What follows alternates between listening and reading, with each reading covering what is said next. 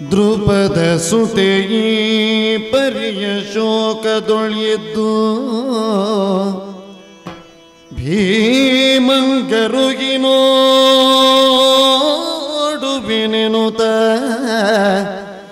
ಭೀಮಂಗರುಗಿನೋಡುಬಿ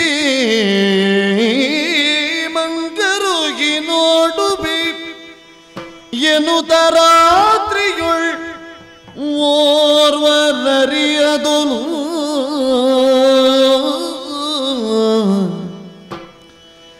ತರಳೆ ಬಂದಳೋ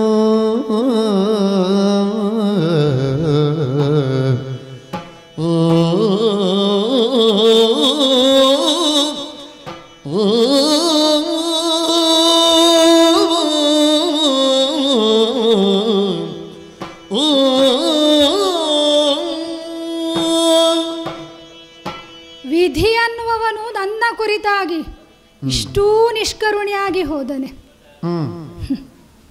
12 ವರ್ಷಗಳ ವನವಾಸವನ್ನು ಅನುಭವಿಸುವ ಕಾಲದಲ್ಲಿ ಅದೆಷ್ಟೋ ಕಷ್ಟಗಳನ್ನು ಅನುಭವಿಸಿ ಅದನ್ನು ಪೂರೈಸಿ ಆಯಿತು. ಇನ್ನು 1 ವರ್ಷದ ಅಜ್ಞಾತವಾಸ. ಪತಿಗಳೈವರೂ ಕೂಡ ಒಬ್ಬೊಬ್ಬರು ಒಂದೊಂದಾಗಿ ತಮ್ಮ ವೇಷವನ್ನು ಮರೆಸಿ ಹೆಸರನ್ನು ಬೇರೇರಿಸಿಕೊಂಡು ಕಾರ್ಯತತ್ಪರರಾದರೂ ಆಯ್ಕೆ ಮಾಡಿದಂತಹ ನಗರ ಯಾವುದು ಕೇಳಿದರೆ ವಿರಾಟ ನಗರ. ಹಿರಿಯ ಪತಿ ಕಂಕಭಟ್ಟ ಎನ್ನುವ ಹಾಗೆ ವಿರಾಟರಾಯನ ಜೊತೆಯಲ್ಲೇ ಸದಾ ಕುಳಿತು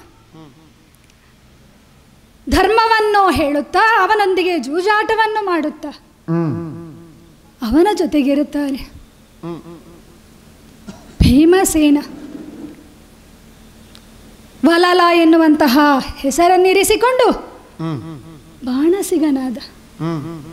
ಅರ್ಜುನ ಬೃಹನ್ನಳೆಯಾಗಿ ಅಲ್ಲಿಯ ರಾಣಿಯರಿಗೆ ನಾಟ್ಯವನ್ನು ಕಲಿಸುವ ಉದ್ಯೋಗವನ್ನು ಕೈಗೊಂಡರು. ಇನ್ನು ನಕುಲ ಸಹದೇವರು ಧಾಮಗ್ರಂಥಿ ತಂತ್ರಿಪಾಲ ಎನ್ನುವ ಹಾಗೆ ಅಶ್ವಶಾಲೆಯಲ್ಲೋ ಗೋಶಾಲೆಯಲ್ಲಿಯೋ ಇದ್ದುಕೊಂಡು ಕಾರ್ಯನಿರ್ವಹಿಸ್ತಾ ಇದ್ದಾರೆ. ಪತಿಗಳ ಜೊತೆಯಾಗಿ ನಡಕೊಂಡು ಬಂದವಳು ನಾನು. ಅವರ ಜೊತೆಯಾಗಿಯೇ ಈ ಅಜ್ಞಾತವಾಸವನ್ನು ಪೂರೈಸಬೇಕು ಎನ್ನುವ ಹಾಗೆ ಅವರಿರುವಲ್ಲಿ ವಿರಾಟ ನಗರಿಗೆ ಬಂದೆ. ಸೈರಂಧ್ರಿ ಎನ್ನುವ ಹಾಗೆ ವಿರಾಟರಾಯನ ಮಡದಿಯರ ತಲೆ ಬಾಚುವ, ಹೂ ಕಟ್ಟುವ, ಅವರಿಗೆ ಸುಗಂಧ ದ್ರವ್ಯಗಳನ್ನು ತೆಗೆದುಕೊಡುವಂತಹ ಕೆಲಸವನ್ನ ಮಾಡಿಕೊಂಡು ಇದ್ದೇನೆ. ಹೌದು, ಸೈರಂಧ್ರಿ ಏನೋ ಅದೇ ದ್ರೌಪದಿಯಾದಂತಹ ನಾನು. ಆದರೆ ರೂಪ ಎನ್ನುವುದು ಮರೆಸಿಕೊಳ್ಳುವಲ್ಲಿ ನಾನು ಸೋತವಳಿದ್ದೇನೆ. ಈ ಹೊತ್ತು ರೂಪವೇ ನನಗೆ ಶಾಪವಾಗಿ ಹೋಯಿತಲ್ಲ. 1 ವರ್ಷದ ಅಜ್ಞಾತವಾಸ ಅಲ್ಲ, ಇನ್ನೇನು 1 ಮಾಸ ಉಳಿದಿದೆ ಅಷ್ಟೇ. ಇದನ್ನು ನಿರ್ವಿಘ್ನವಾಗಿ ನಾ ಕಳೆಯಬೇಕು ಎನ್ನುವ ಹಾಗೆ ಬಯಸಿದರೆ ಅದನ್ನು ಮುಗಿಸಿ ಕೌರವಾದಿಗಳ ಕುರಿತಾಗಿರುವಂತಹ ದ್ವೇಷವನ್ನು ತೀರಿಸಬೇಕು ಎನ್ನುವ ಹಾಗೆ ನಾವು ಹೊರಟ್ರೆ ಇಲ್ಲಿಯೂ ವಿಘ್ನ ಬಂತಲ್ಲ. ಬಲಿಷ್ಠನಾದಂತಹ ಕೀಚಕ ಇಲ್ಲಿದ್ದಾನೆ. ಆ ಕಾರಣಕ್ಕಾಗಿಯೇ ನಾವು ವಿರಾಟ ನಗರವನ್ನು, ಮತ್ಸ್ಯ ದೇಶವನ್ನು ಆಯ್ಕೆ ಮಾಡಿಕೊಂಡದ್ದು. ಯಾಕೆ ಕೌರವಾದಿಗಳು ಇಲ್ಲಿಗೆ ಬರುವುದಕ್ಕಿಲ್ಲ, ಕ್ಷೇಮದಿಂದ ನಾವಿರಬಹುದು ಎನ್ನುವ ಹಾಗೆ. ಆದರೆ ಬೇಲಿಯೇ ಎದ್ದು ಹೊಲವನ್ನು ಮೇಯುವ ಹಾಗಾಯಿತಲ್ಲ ನಮ್ಮ ಸ್ಥಿತಿ, ನನ್ನ ಸ್ಥಿತಿ. ಆತನೇ ನನ್ನ ಕುರಿತಾಗಿ ಕೆಟ್ಟ ದೃಷ್ಟಿಯನ್ನು ಹರಿಸಿದನಲ್ಲ. ಹೇಗೆ ನನ್ನನ್ನು ನಾನು ಉಳಿಸಿಕೊಳ್ಳಲಿ? ಸುಲಭದಲ್ಲಿ ನನ್ನನ್ನು ಬಿಡುವಂತಿಲ್ಲ. ತನ್ನಕ್ಕನಾದಂತಹ ಸುದೇಶ್ನೆಯ ಅಂತಃಪುರದಲ್ಲಿ ನನ್ನನ್ನು ಕಂಡ ಬಳಿಕ ನನ್ನ ರೂಪಕ್ಕೆ ಮರುಳಾಗಿದ್ದಾನೆ, ಪೀಡಿಸ್ತಾ ಇದ್ದಾನೆ. ಅವನಿಂದ ತಪ್ಪಿಸಿಕೊಳ್ಳುವುದಕ್ಕಾಗಿ ನೇರವಾಗಿ ಸಭಾಪ್ರವೇಶವನ್ನು ಮಾಡಿದವಳು ನಾನು. ಯಾಕಂದರೆ ಅವನ ಭಾವನೆ ಇಲ್ಲಿ ಅರಸ ವಿರಾಟರಾಯ. ಅವನಲ್ಲಿ ನನ್ನ ಸಂಕಷ್ಟವನ್ನು ನಾ ಹೇಳಿಕೊಂಡೆ ಅಂತಾದರೆ ಹಿಂದೆ ನಿಮ್ಮ ಮಧ್ಯೆ ಏನು ಸಂಭಾಷಣೆ ನಡೆದಿದೋ ಗೊತ್ತಿಲ್ಲ, ಹೇಗೆ ನಾ ತೀರ್ಮಾನವನ್ನು ಕೊಡಲಿ ಎನ್ನುವ ಹಾಗೆ ಜಾರಿಕೊಂಡ. ಸಭೆಯನ್ನು ನಿಯಂತ್ರಿಸಬೇಕಾದವ, ಪ್ರಜೆಗಳಿಗೆ ರಕ್ಷಣೆಯನ್ನು ಕೊಡಬೇಕಾದವರು, ಅವನೇ ಜಾರಿಕೊಂಡ. ಇನ್ನು ಯಾರಲ್ಲಿ ಹೇಳಲಿ? ಸಭೆಯವರಾಡಿದ್ದೇನು, ಗೈಯಾಳಿ ಸುಮ್ಮನಿರಬಹುದಿತ್ತು ಎನ್ನುವ ಹಾಗೆ ಪ್ರಜೆಗಳಾಡಿದ್ದು. ಹಾಗಾದ್ರೆ ಅಷ್ಟೇ ಅಲ್ಲ, ನನ್ನ ಪತಿಗಳು ಆ ಸಭೆಯಲ್ಲಿದ್ದರು. ಅವರಲ್ಲೇ ನಾ ಪ್ರಶ್ನಿಸಿದೆ. ಗಂಗಾ ಸನ್ಯಾಸಿ ಧರ್ಮರಾಯನಲ್ಲಿ ಕೇಳಿದ್ರೆ, ನಿನ್ನ ಗಂಡರೇನು ಅಸಾಮಾನ್ಯರೇ, ಹಾಗೆಂದು ನೀನು ಇಲ್ಲಿ ಇದು ಸರಿಯಾದ ಸೂಕ್ತ ಸ್ಥಳವಲ್ಲ, ಈ ಸಭೆ ನೀ ಅಂತಃಪುರಕ್ಕೆ ನಡೆ ಎನ್ನುವ ಹಾಗೆ ಆಡಿದ್ರು. ಸರಿ, ಆದರೆ ನನಗಾದಂತಹ ಪರಿಭವವನ್ನು ಕಂಡದ್ದು ಯಾವುದೋ ಕಾರಣಕ್ಕಾಗಿ ಈ ಸಭೆಗೆ ಪ್ರವೇಶಿಸಿದಂತಹ ನನ್ನ ಪತಿವಲಲ ಭೀಮಸೇನ ಕೈಯಲ್ಲಿದ್ದದ್ದನ್ನು ಎಸೆದು ಒಂದು ಮರವನ್ನಾದರೂ ಕಿತ್ತು ಆ ಕೀಚನಿಗೆ ಬಡಿಯುತ್ತೇನೆ ಎನ್ನುವ ಹಾಗೆ ಎದ್ದು ನಿಂತರು. ಆದರೆ ಆ ಕಾಲಕ್ಕೆ ನನ್ನ ಹಿರಿಯ ಪತಿ ಆಡಿದ್ದೇ ಹಾಗೆ. ಅಡುಗೆಗೆ ಬೇಕಾದಂತಹ ಸೌದೆ ಅಡುಗೆ ಮನೆಯಲ್ಲಿ ಉಂಟು, ಇನ್ನು ಬೇಕಾದರೆ ಹೊರಬಾಹೆಯಲ್ಲಿ ಮರವನ್ನು ಕೀಳಬಹುದು ಎನ್ನುವ ಹಾಗೆ, ಇದು ಎಲ್ಲರಿಗೂ ಆಶ್ರಯವಾದಂತಹ ಮರ ಎನ್ನುವ ಹಾಗೆ. ಸರಿ, ಆ ಮಾತಲ್ಲಿ ಏನೋ ಮರ್ಮ ಇದೆ ಅಂತ ತಿಳಿದೆ. ಹಾಗಾದರೆ ಒಂದು ವಿಷವೃಕ್ಷವನ್ನು ಕೀಳಬೇಕು ಅಂತಾದರೆ, ಆ ಕೀಚಕನನ್ನು ವಧಿಸಬೇಕು ಅಂತಾದರೆ ಬುಡ ಸಮೇತವಾಗಿಯೇ ವೃಕ್ಷವನ್ನು ಕೀಳಬೇಕು. ಕೀಳುವವನು ಬಲಾಢ್ಯನಾಗಿರಬೇಕು. ಯಾರಿದ್ದಾರೆ? ಕರುಣದೆ ಕಾಯೋ ಗೋವಿಂದ ಅಂತ ನಾ ಬಾರಿ ಬಾರಿ ಕರೆದಾಗಲೂ ನನ್ನನ್ನು ಸದಾ ರಕ್ಷಿಸಿದ್ದು ಭಗವಂತನಾದಂತಹ ಕೃಷ್ಣ. ತುಂಬಿದ ಸಭೆಯಲ್ಲಿ ದುಶ್ಯಾಸನ ಸೀರೆಯನ್ನು ಸೆಳೆಯುತ್ತಿರುವಂತಹ ಕಾಲಕ್ಕೆ ಏನು ಹಸ್ತಿನಾವತಿಗೆ ಬಂದು ಭಗವಂತ ಸೀರೆಯ ಗಂಟನ್ನು ಕೊಟ್ಟದ್ದಲ್ಲ, ದ್ವಾರಕೆಯಿಂದಲೇ ಅಕ್ಷಯಾಂಬರ ವಿಲಾಸವನ್ನು ತೋರಿಸಿದ, ನನ್ನನ್ನು ಕಾಪಾಡಿದ. ವನವಾಸದಲ್ಲಿರುವಂತಹ ಕಾಲದಲ್ಲೂ ಕೂಡ ಅಕ್ಷಯ ಪಾತ್ರೆಯೇ ಉಂಡು ತೊಳೆದ ನಂತರ ಋಷಿಗಳು ಬಂದ ಕಾಲದಲ್ಲಿ ಅವರಿಗೆ ಭೋಜನವನ್ನು ಹೇಗೆ ಮಾಡಲಿ ಎನ್ನುವ ಹಾಗೆ ದುಃಖಿಸಿದ ಕಾಲದಲ್ಲಿ ಭಗವಂತನೇ ಬಂದು ರಕ್ಷಿಸಿದ್ದು. ಹಾಗೆಂದು ಸಭೆಯಲ್ಲೋ ಅಲ್ಲ, ವನವಾಸದಲ್ಲೋ ರಕ್ಷಿಸಿದ. ಆದರೆ ಇಲ್ಲಿ ಬರುವುದಕ್ಕೆ ಸಾಧ್ಯವೇ? ಇದು ಅಜ್ಞಾತವಾಸ. ನಮಗೆ ಜ್ಞಾತವಾಗಿ ಬಂದು ಸಹಾಯವನ್ನು ಮಾಡುವುದಕ್ಕೆ ಸಾಧ್ಯ ಇಲ್ಲ. ಹಾಗಾದರೆ ಇನ್ನು ಯಾರು ಅಂತ ಕೇಳಿದರೆ, ನನಗೆ ಸಹಾಯ ಮಾಡುವವರಿದ್ದರೆ ನನ್ನ ಪತಿ, ಸಭೆಯಲ್ಲಿ ಇದನ್ನು ವಿರೋಧಿಸಿದಂತಹ ನನ್ನ ಪತಿ ಭೀಮಸೇನ ಮಾತ್ರ.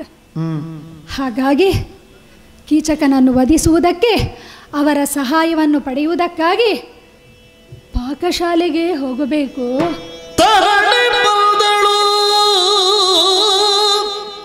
ಬಾಣಸಿನ ಮಲ್ದಿರದಿ,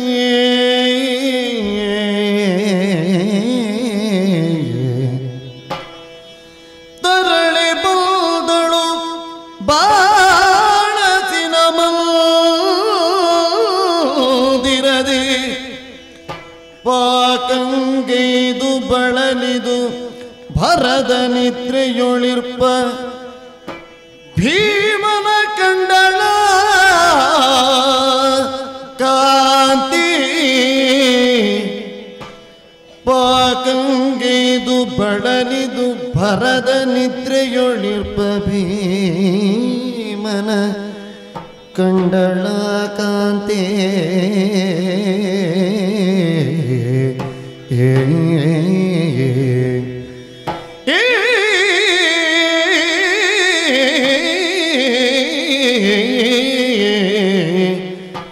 ಏ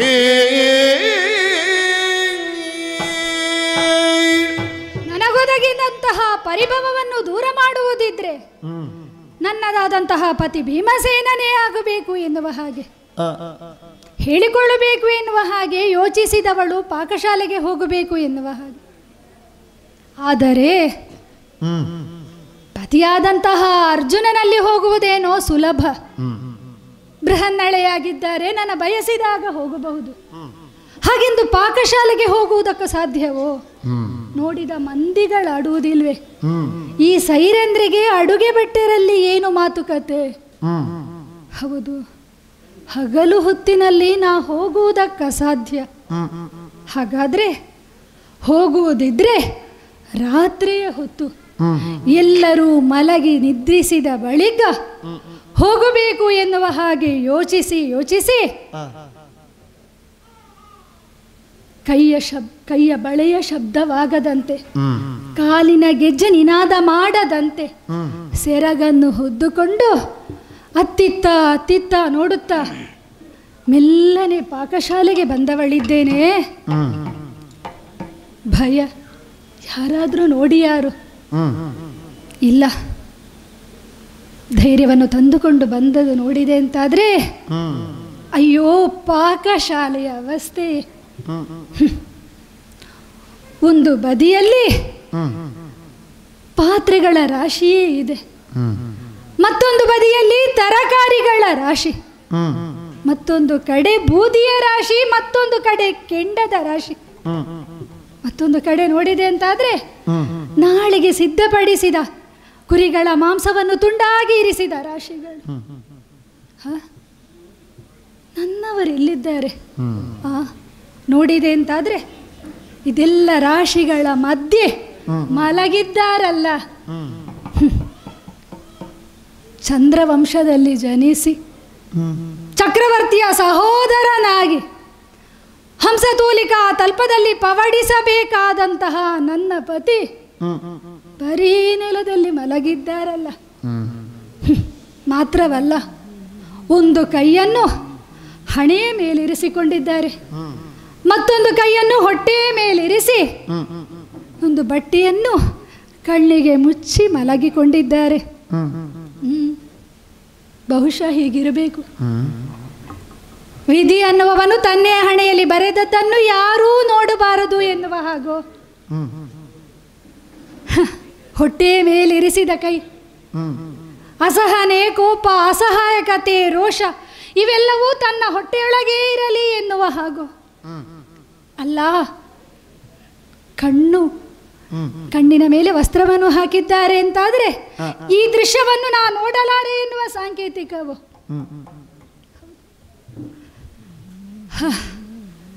ಹೀಗೆ ಮಲಗಿದ ಪತಿಯನ್ನು ಹೇಗೆ ಎಬ್ಬಿಸಲಿ? ಏನು ಅಡುಗೆ ಅನ್ನುವುದು ಸಣ್ಣ ಕೆಲಸವು. ದಿನ ಬೆಳಗಾದ್ರೆ ರಾತ್ರಿಯವರೆಗೆ ಸಹಸ್ರ ಮಂದಿಗಳಿಗೆ ಅಡುಗೆಯನ್ನು ಮಾಡಬೇಕು. ಒಲೆಯ ಮೇಲೆ ಇರುವುದು ಬೇಯುವುದಲ್ಲ, ಒಲೆಯ ಬೆಂಕಿಯ ಮುಂದೆ ತಾನೂ ಬೇಯುತ್ತಾ ಇರ್ತಾರೆ. ಕ್ಷಣ ಮಾತ್ರದಲ್ಲಿ ಅಡುಗೆಯ ಫಲಿತಾಂಶವನ್ನು ನಾವು ಹೇಳಬಹುದಷ್ಟೇ. ಉಂಡವರು ಮಾಡಿದವನಿಗೆ ಅದರ ಕಷ್ಟ ಗೊತ್ತಿರುವುದು. ರುಚಿಕರವಾಗಿಲ್ಲ ಅಂತಾದ್ರೆ ಆಡುವುದು ಸುಲಭ. ಪಾಕದಲ್ಲಿ ಉಪ್ಪಿಲ್ಲ, ಪಾಯಸದಲ್ಲಿ ಹಾಲಿಲ್ಲ ಅಂತ ಹೇಳಬಹುದು. ಮಾಡುವವನಿಗಲ್ಲವೇ ಅದರ ಕಷ್ಟ ಗೊತ್ತಿರುವುದು.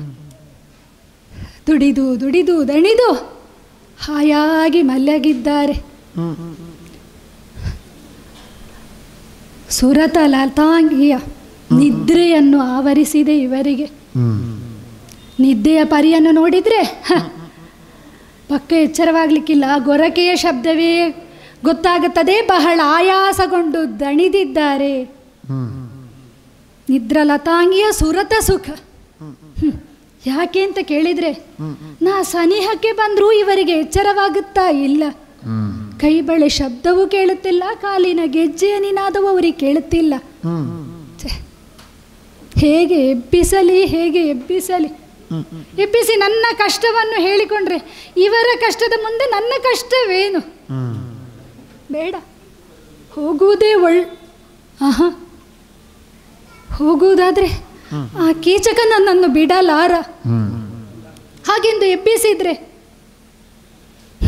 ದ್ರವ್ಯ ಕೊಟ್ಟು ಹಾಸಿಗೆಯನ್ನು ಪಡೆಯಬಹುದು, ದ್ರವ್ಯ ಕೊಟ್ಟು ನಿದ್ದೆಯನ್ನು ಪಡೆಯುವುದಕ್ಕೆ ಸಾಧ್ಯ ಉಂಟೆ? ಹಾಗೆಂದು ಎಬ್ಬಿಸದೆ ನಿರ್ವಾಹ ಇಲ್ಲ, ನನಗೆ ಉಪಾಯ ಇಲ್ಲ, ಎಬ್ಬಿಸಲೇಬೇಕು. ಹತ್ತಿರ ಹೋದರೆ ಭಯವಾಗುವುದು. ನನ್ನವರಿಗೆ ಕೋಪ ಹೆಚ್ಚು. ಹೌದು, ಯಾವಾಗ ಹೇಗೆ ಬೈತಾರೆ ಅಂತ ಹೇಳುವುದಕ್ಕೆ ಸಾಧ್ಯ ಇಲ್ಲ. ನಿದ್ದೆ ಮಾಡಿದ್ದೇನೆ ಅಷ್ಟು ನಿನಗೆ ಗೊತ್ತಾಗುವುದಿಲ್ಲ ಅಂತ ಬೈದಾರು, ಕೋಪಿಸಿಕೊಂಡಾರು. ಅಲ್ಲ, ಹೊಡೆದಾರು. ಇರಲಿ, ಕೋಪಗೊಂಡರೆ ಗೊಳ್ಳಲಿ, ಬೈದರೆ ಬೈಯಲಿ, ಹೊಡೆದರೆ ಹೊಡೆಯಲಿ, ನನ್ನ ಗಂಡನೇ ಅಲ್ವೇ? ಯಾರ್ಯಾರ ಕೈಯಿಂದ ಕಾಲಿನಲ್ಲಿ ತುಳಿಸಿಕೊಳ್ಳುತ್ತಾ ಇದ್ದೇನಂತೆ. ನನ್ನ ಗಂಡ ಬೈದ್ರೆ ಹೊಡೆದ್ರೆ ಏನು ಅದರಲ್ಲಿ ತಪ್ಪೇನು? ನನ್ನ ಗಂಡನೇ ಅಲ್ವೇ? ಇರಲಿ. ಹಾಗಾಗಿ ಎಬ್ಬಿಸುವುದಕ್ಕಾಗಿ ಪ್ರಯತ್ನವನ್ನು ಮಾಡಬೇಕು. ಹೇಗೆ? ಮೆಲ್ಲನೆ ಅವರ ಸಮೀಪಕ್ಕೆ ಬಂದು ಹೊದ್ದಂತಹ ವಸ್ತ್ರವನ್ನು ಸೆಳೆದು ಅವರ ಗಲ್ಲವನ್ನು ಹಿಡಿದು ಹಣೆಗೆ ಹೂಮುತ್ತನ್ನು ಇಟ್ಟು ಅವರನ್ನು ಅಲುಗಾಡಿಸ್ತಾ ಎಬ್ಬಿಸ್ತೇನಂತೆ. ಸ್ವಾಮಿ ಎದ್ದೇಳಿ ಎದ್ದೇಳಿ, ಇದು ನಾನು ಬಂದಿದ್ದೇನೆ, ಎಚ್ಚರಗೊಳ್ಳಿ ಸ್ವಾಮಿ. ಯಾರಿದು? ನೀನು?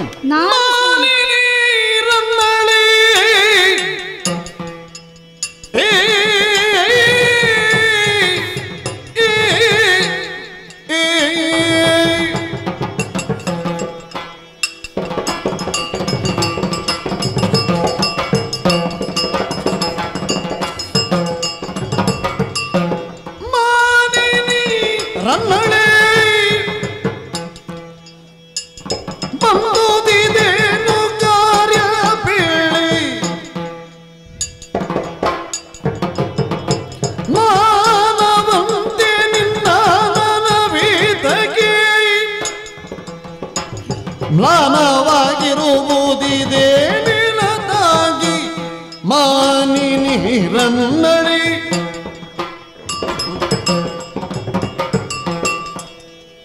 ನೀನ? ಹೌದು ಪ್ರಭು, ನಾನೇ ನಿಮ್ಮ ಮಾನಿನಿ. ಪಕ್ಕನೇ ನಿತ್ಯದ ಅಭ್ಯಾಸದಂತೆ ಯಾರೋ ಬಂದು ಎಬ್ಬಿಸಿರಬೇಕು ಅಂತ ಭಾವಿಸಿದೆ. ಹಗಲಿಡೀ ಬೇಯಿಸಿ ಬೇಯಿಸಿ ದುಡಿದು ಮಲಗಿದ್ರು. ಯಾರಾದರೂ ಬಂದು ಮಧ್ಯರಾತ್ರಿ ಕಾಲದಲ್ಲಿ ವಾ ಅಡುಗೆ ಭಟ್ರೆ ಹೇಳಿ ಊಟಕ್ಕೆ ಹಾಕಿ, ಒಪ್ಪಿಕೊಂಡ ಕೆಲಸ ಆಗುವುದಿಲ್ಲ, ಹೇಳಲಿಕ್ಕಾಗ್ತದ? ಅದು ಹೌದು. ಆದ್ದರಿಂದ ಅಸಹನೆಯಿಂದಲಾದರೂ ಎದ್ದು ಅವರನ್ನು ಬಡಿಸಿ ಹೊಟ್ಟೆ ತುಂಬಿಸಿ ಕಳುಹಿಸಬೇಕಾದಂತಹ ಹೊಣೆಯನ್ನು ನಾನು ಸ್ವೀಕರಿಸಲೇಬೇಕಾಗ್ತದೆ. ಹಾಗೆ ಯಾರೋ ಬಂದಿರಬೇಕು ಅಂತ ಭಾವಿಸಿ ಹಾಗೆ ಕಣ್ಣು ಬಿಟ್ಟರೆ ನೀನು. ಹೌದು. ಏನೇ ನಿನ್ನ ಮುಖ ನೋಡಿದರೆ ಮ್ಲಾನವಾಗಿ ಹೋಗಿದೆ ಅಲ್ಲ? ಮ್ಲಾನತೆಗೇನು, ಸಂತೋಷದಲ್ಲಿರುವುದಕ್ಕೆ ನಾವಿಲ್ಲಿ ಬಂದವರೇನಲ್ಲ. ಅದಷ್ಟೇ. ಸದಾ ಕಾಲ ನಮಗೊದಗಿದಂತಹ ಪರಿಭವವನ್ನು ಯೋಚಿಸಿ ಯೋಚಿಸಿ ಹೀಗಾಗಿ ಹೋಯ್ತಲ್ಲ. ಕಾಡಿನ ವಾಸ ಆದರೂ ಆಗುತ್ತಿತ್ತು. ಅದೇ ಯಾರು ಒತ್ತಾಯಿಸಿ ನಮ್ಮನ್ನಿಲ್ಲಿಗೆ ಕರ್ಕೊಂಡದ್ದಲ್ಲ, ಅದಲ್ಲ ಕೇಳೋದು ನಾನು. ನಾವು ಹಾಗೆ ಅನಿವಾರ್ಯತೆಯಿಂದ ಒಪ್ಪಿ ಪರರ ಸೇವೆಯಿಂದ ಬದುಕು ಸಾಗಿಸಬೇಕಾದಂತಹ ಅವಧಿ ಇದು ನಮಗೆ 1 ವರ್ಷದ್ದು. ಹೌದು. ಯಾರಿಗಾದರೂ ಸಹಜವಾಗಿ ಆಗುವುದೇ.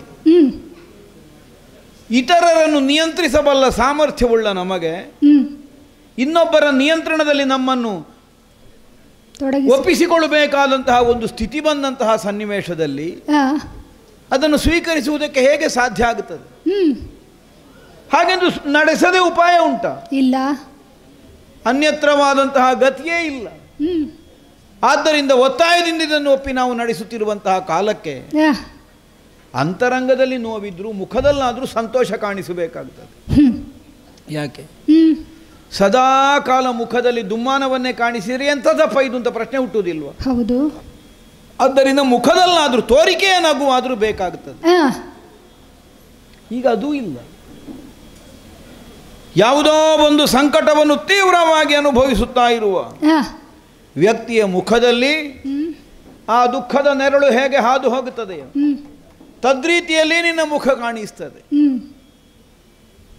ಏನೇ ಆ, ಕಾರ್ಯಕಾರ್ಯಗಳನ್ನು ಯೋಚಿಸದೇ ಬಂದೆಯ?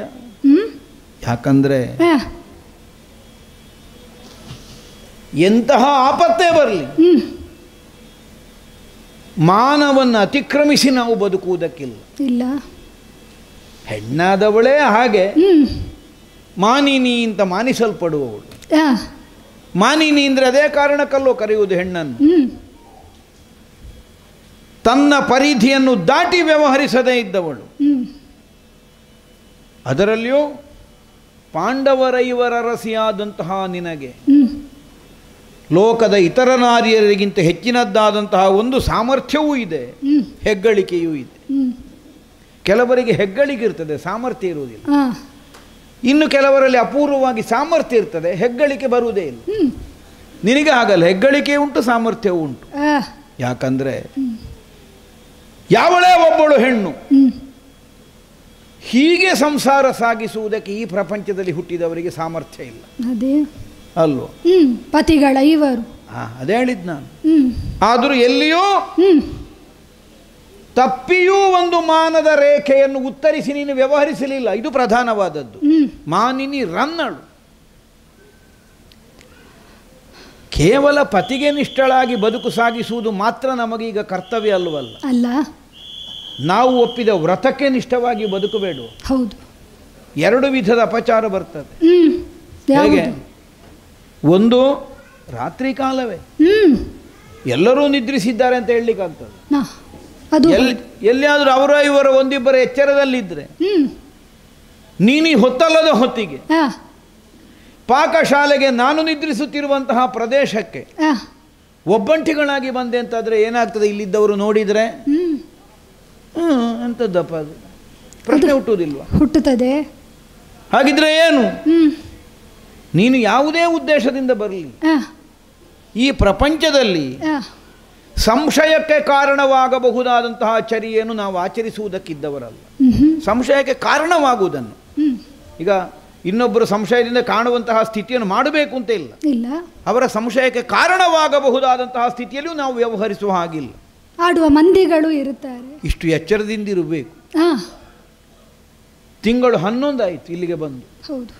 ಇನ್ನು 1 ತಿಂಗಳು ಅದೇ. ಹೇಗಾದರೂ ಮೂಗು ಹಿಡಿದು ನಾವಿಲ್ಲಿ ಜೀವನ ಸಾಗಿಸಿದೆವು ಅಂತಾದರೆ, ಆ, ಉಸಿರು ಹಿಡಿದು ಹ್ಮ್ ಮತ್ತೆ ನಮ್ಮದಾದಂತಹ ಸಕಲ ಸಂಕಟಗಳು ಪರಿಹಾರವಾಗುವಂತಹ ಒಂದು ಕಾಲ ತನ್ನಿಂದ ತಾನೇ ಒದಗಿ ಬರ್ತದೆ. ಹ್ಮ್ ಈಗ ಇಷ್ಟು ದಿವಸ ನಾವು ಪಟ್ಟಂತಹ ಕಷ್ಟಕ್ಕೆ ಬೆಲೆ ಇಲ್ಲ ಅಂತ ಮಾಡ್ತೀಯೇನೆ?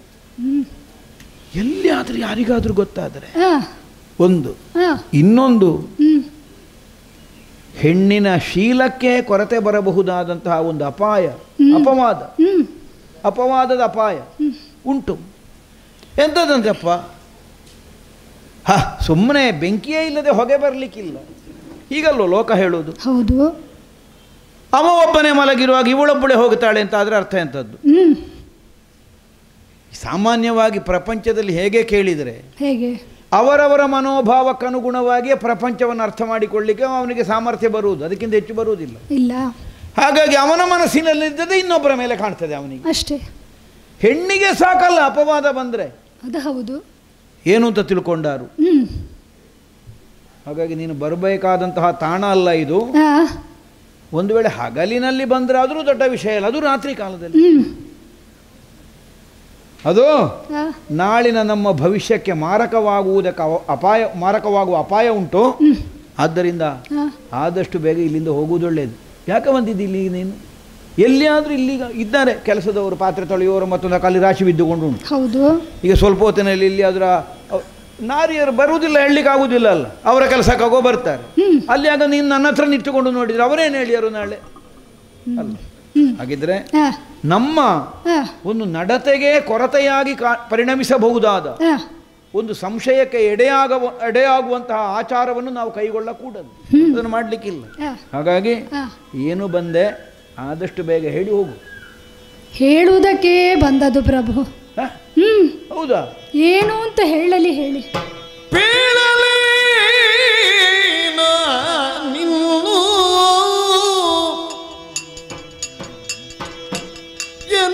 ಎಂದಳಲನು ಪೇಳಲಿ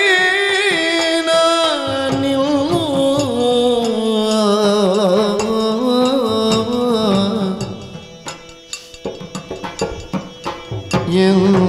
ಎನ್ನಳಲನು ಪೇಳಲೇ ನಾನಿನ್ನು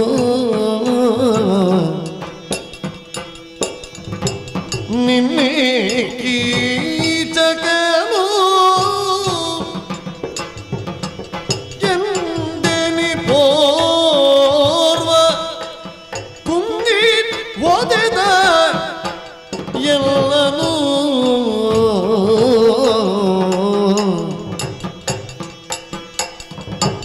ಬೆನ್ನ ಬಿಡನು ಪಾಪಿ ಬೆಲ್ಲ ಬಿಡನು ಪಾಪಿ ಆ ಧೂಳನ್ನು ಪಟ್ಟಳ ಇಲ್ಲಿಲ್ತು ತಾಳುವಿನು ಬಾಳುವಿನು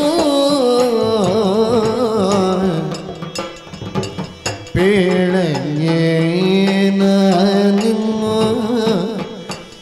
ಎಂದಳಲನು ಪೇಳಲ್ ಏನ್ ಆ ನಿನ್ನೋ ಓ ಓ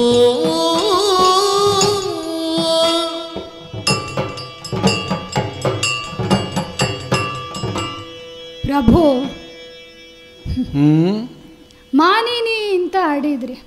ಹ್ಞೂ ನಿಮ್ಮ ಮಾನಿನಿ ಆದ ಕಾರಣವೇ ನಾನು ಇಲ್ಲಿಗೆ ಬಂದದ್ದು ಪ್ರಭು. ಅಲ್ಲ ಅದು ಹೌದೇ. ಈಗ ನೀನು ಬರುವಲ್ಲಿ ಅಧಿಕಾರ ಇಲ್ಲದೆ ಇದ್ದವಳು ಅಂತ ಹೇಳಿದ್ದಲ್ಲ, ಆದರೆ ಈಗ ಅವಕಾಶ ಅಲ್ಲ ಅಂತ ಹೇಳಿದ್ದು. ಇದು ಸಕಾಲ ಅಲ್ಲ ಅನ್ನುವುದು ಗೊತ್ತು. ಬರಬೇಕು ಅಂತಿದ್ರೆ ಹಗಲು ಹೊತ್ತು ಬರಬೇಕಿತ್ತು. ಈ ನಿರ್ಣಯ ನಾನು ಮಾಡಿದವಳೆ. ಆದರೆ ಹಗಲು ಹೊತ್ತು ಬಂದರೂ ಆಗುವುದಿಲ್ಲ. ಹಾಗಾಗಿಯೇ ರಾತ್ರಿಯನ್ನು ಕಾದು ಎಲ್ಲರೂ ನಿದ್ರಿಸಿದ ಮೇಲೆ ನಾನು ಬಂದದ್ದು. ನೀವು ಹೇಳುವುದು ಸರಿ, ಎಲ್ಲರೂ ನಿದ್ರಿಸಿರಲಿಕ್ಕಿಲ್ಲ. ಆದರೂ ಬರುವಂತಹ ಅನಿವಾರ್ಯತೆ ನನಗಾಯಿತು ಪ್ರಭು. ಹಾಗಿದ್ರೆ ನಮ್ಮಿಬ್ಬರನ್ನು ಹೊರತುಪಡಿಸಿದರೆ ಬೇರೆ ಯಾರಿಗೂ ಗೊತ್ತಾಗದೆ ಆಗಿದ್ದದ್ದು ಎಂಥದೋ ನಿನಗೆ ಮಾತನಾಡಲಿಕ್ಕೆ ಉಂಟು. ಹೌದು, ನಮ್ಮಿಬ್ಬರಿಗೆ ಹಾಗೆ ಅಂತ ನಾ ಬಂದ ವಿಷಯ ನಿಮಗೆ ಗೊತ್ತಿಲ್ಲದ್ದೇನೂ ಅಲ್ಲ. ಅಲ್ಲ, ಬಂದದ್ದು ಗೊತ್ತಾಗಿದೆ, ಯಾಕೆಂತ ಗೊತ್ತಾಗಲಿಲ್ಲ. ಅಲ್ಲ, ಯಾಕೆಂತ ವಿಷಯವು ನಿಮಗೆ ಅರಿವಿದ್ದದ್ದೇನು, ಹೊಸ ವಿಷಯವೇನೂ ಅಲ್ಲ. ಹೌದಾ? ಏನದು? ಬಂದಂತಹ ನನ್ನಲ್ಲಿ ಕೇಳಿದ್ರಿ, ಮಾನಿನಿ ನಿನ್ನ ಮುಖ ಮ್ಲಾನವದನ ಆದದಕ್ಕೆ ಕಾರಣ ಏನು? ಪ್ರಭು, ಈ ರಾತ್ರಿಯ ಹೊತ್ತು ಈ ಮಂದ ಬೆಳಕಿನಲ್ಲಿ ಅರೆ ನಿದ್ದೆಯಲ್ಲಿ ಇದ್ದಂತಹ ನಿಮಗೆ ನನ್ನ ಮುಖ ಕಂದಿ ಹೋಗಿದೆ ಅನ್ನುವುದು ಗೊತ್ತಾಯಿತು ಅಂತಾದರೆ, ಅಥವಾ ನಿಮಗೆ ತಿಳಿದು ನೀವು ಪ್ರಶ್ನಿಸ್ತೀರಿ ಅಂತಾದರೆ, ನಾ ಬಂದಂತಹ ಕಾರ್ಯ ಏನುಂಟು ಅದು ಸಾರ್ಥಕವಾಯಿತು ಅಂತ ಅರ್ಥ. ನಿನ್ನಲ್ಲಿ ಒಂದು ನನ್ನ ಅಂತರಂಗ ಹೇಳೋ ನಾನು, ಏನು? ನನ್ನದ್ದಲ್ಲ, ಲೋಕದ ಸಮಸ್ತ ಗಂಡಸರ ಅಂತರಂಗ ಅದು. ಹೆಂಡತಿಯ ಮುಖದ ಭಾವ ತಿಳಿಲಿಕ್ಕೆ ಬೆಳಕು ಬೇಡ ಗಂಡನಿಗೆ. ಅದು ಹೌದು, ಅದು ಕತ್ತಲಿನಲ್ಲಿಯೂ ಕಾಣ್ತದೆ. ಕತ್ತಲಿನಲ್ಲಿಯೂ ಕಾಣುತ್ತದೆ, ಎಲ್ಲರಿಗೂ ಕಾಣುತ್ತದೆ ಅಂತ ಆಡುವುದಕ್ಕಿಲ್ಲ. ಅವರ ಕಣ್ಣ ಮುಂಭಾಗದಲ್ಲೇ ನಡೆದ್ರು ಮೌನವಾಗಿರುವ ಗಂಡಂದಿರನ್ನು ನಾನು ಕಂಡವಳೆ. ಗಂಡನಿಗೆ ಅಂದ್ರೆ ಗಂಡ ಅಂತ ಅನ್ನಿಸಿಕೊಂಡವನಿಗೆ ಹೇಳಿದ್ದಲ್ಲ ನಾನು, ಗಂಡನಾದವನಿಗೆ. ಅಲ್ಲ, ಸರಿಯಾಗಿ ಯಾವನು ಗಂಡ ಆಗಿದ್ದಾನೆ, ಗಂಡ ಆಗಿಯೇ ಇದ್ದಾನೆ, ಅವನಿಗೆ ಗೊತ್ತಾಗ್ತದೆ. ಹಾಗೆ ಅಂತ ನಿಮಗೆ ಗೊತ್ತಾಗಿದೆ, ಆದ್ರೆ ವಿಷಯವು ನಿಮಗೆ ಗೊತ್ತಿಲ್ಲದೆ ತಿಳಿಯದ್ದೇನೂ ಅಲ್ಲ ಪ್ರಭು. ಹೇಳಲೇ ನಾನಿನ್ನು ಅಲ್ಲ, ಮುಖ ಕಂದಿ ಹೋಗಿದೆ ಅಂತ ಗೊತ್ತಾಗುತ್ತದೆ. ಈಗ ಬೇರೆ ಬೇರೆ ಕಾರಣಕ್ಕೆ ಮುಖ ಕಂದಿ ಹೋಗಬಹುದಲ್ಲ? ಹೋಗಬಹುದು. ಹೌದು, ಈಗ ನಿನಗೆ ಯಾವ ಕಾರಣಕ್ಕೆ ನನಗೆ ಗೊತ್ತಾಗುವುದು? ವಿಷಯ ಏನು ಅಲ್ಲ ಪ್ರಭುವೆ, ಸಭೆಯಲ್ಲಿ ನಿನ್ನೆ ನಡೆದಂತಹ ಘಟನೆ. ಅಲ್ಲ, ನಾ ಹೇಳಿ ಆಗಬೇಕು ಅಂತಿಲ್ಲ, ಅಷ್ಟು ಹೇಳಿದ್ರೆ ನಿಮಗೆ ಅರ್ಥ ಆಗುತ್ತದೆ. ಕೀಚಕ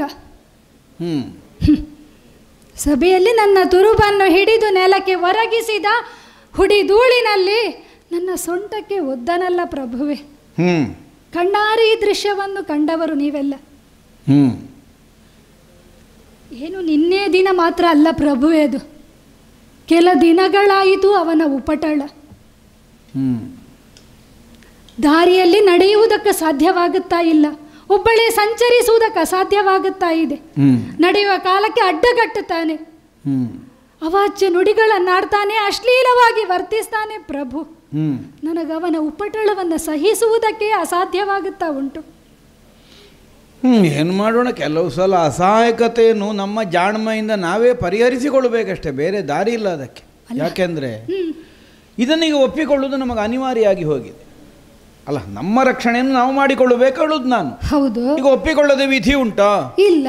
ಇಲ್ಲಿಗ ಬರುವಾಗಲೇ ನಮಗೆ ಗೊತ್ತಿಲ್ವ ಇಲ್ಲಿ ಕೀಚಕ ಇದ್ದಾನೆ ಅಂತ? ಇದ್ದಾನೆ. ಅಲ್ಲ, ಇಲ್ಲಿ ಕೀಚಕ ಇದ್ದಾನೆ ಅಂತಲಲ್ವ ನಾವು ಬಂದದ್ದು. ಹೌದು, ಅದು ಒಂದು ಪ್ರಧಾನ. ಹೌದಲ್ಲ, ಇಲ್ಲಿ ಕೀಚಕ ಇದ್ದಾನೆ ಅನ್ನುವುದಕ್ಕಾಗಿಯೇ ನಾವು ಬಂದದ್ದು. ಹೌದು ಅಲ್ವಾ? ಯಾಕೆಂದ್ರೆ ಕೀಚಕನ ಬಲದಿಂದ ಇದು ಸುಭದ್ರವಾಗಿ ಉಳಿದಿದೆ. ಹೌದು. ಯಾರೂ ಇಲ್ಲಿಗೆ ತಲೆ ಹಾಕಿ ಕೂಡ ಮಲಗುವುದಿಲ್ಲ, ನಮ್ಮ ದ್ವೇಷಿಗಳಿಗೆ ಬರುವುದಕ್ಕಾಗುವುದಿಲ್ಲ. ಆದ್ದರಿಂದಲೇ ಅವರು ಇಲ್ಲಿಗೆ ಬರುವುದಕ್ಕಿಲ್ಲ ಅನ್ನುವಂತಹ ಒಂದು ವಿಶ್ವಾಸವನ್ನು ತಳೆಯುವುದಕ್ಕೆ ನಮಗೆ ಕಾರಣ ಸ್ಥಾನದಲ್ಲಿ ಇರುವವನೇ ಕೀಚಕ. ಹೌದು. ಬರುವಾಗಲೇ ಗೊತ್ತುಂಟು ಕೀಚಕನಿದ್ದಾನೆ ಅಂತಲೇ ನಾವು ಬಂದಿದ್ದೇವೆ. ಹಾಗಿರುವಾಗ ನಮಗೆ ನೆನಪಿರಬೇಕಾದದ್ದು ಹೇಗೆ? ಕೀಚಕ ಇದ್ದಾನೆ ಅನ್ನುವುದನ್ನು ಮರೆಯುವುದಕ್ಕಿಲ್ಲ. ಯಾವಾಗ ನೋಡಿದ್ರು ಆ ನೆನಪಿನಲ್ಲೇ ಬದುಕಿದ್ರಾಯ್ತು. ಮತ್ತೆಂಥದ್ದು ಮಾಡೋದು? ನಮ್ಮ ಜಾಗ್ರತೆ ನಾವು ಮಾಡೋದು. ಹೇಗೆ ಜಾಗ್ರತೆ ಮಾಡಲಿ ಹೇಳಿ? ಅಲ್ಲ, ಅದೆಲ್ಲ ಒಂದು ಹೆಣ್ಣಿಗೆ ಹೇಳಿಕೊಟ್ಟಾಗಬೇಕಾ?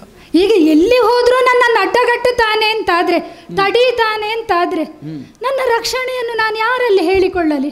ನನ್ನ ರಕ್ಷಣೆ ನನಗೆ ಮಾಡಿಕೊಳ್ಳುವುದು ಆಗದೇ ಇರುವ ಕಾರಣ ಅಲ್ವೇ ನಾನು ನಿಮ್ಮಲ್ಲಿ ಬಂದು ಹೇಳುವುದು?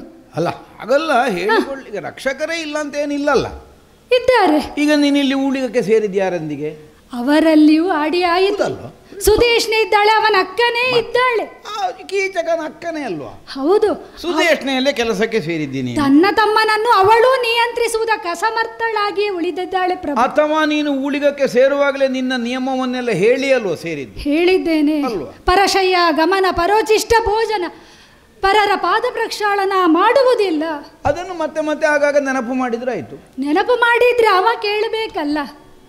ತನ್ನ ಅಕ್ಕನನ್ನು ಒಪ್ಪಿಸಿ ಮಧುವನ್ನು ತರುವುದಕ್ಕೋಸ್ಕರ ಅವಳ ಮನೆಗೆ ನನ್ನನ್ನು ಕಳುಹಿಸಿದ್ದಾಳೆ.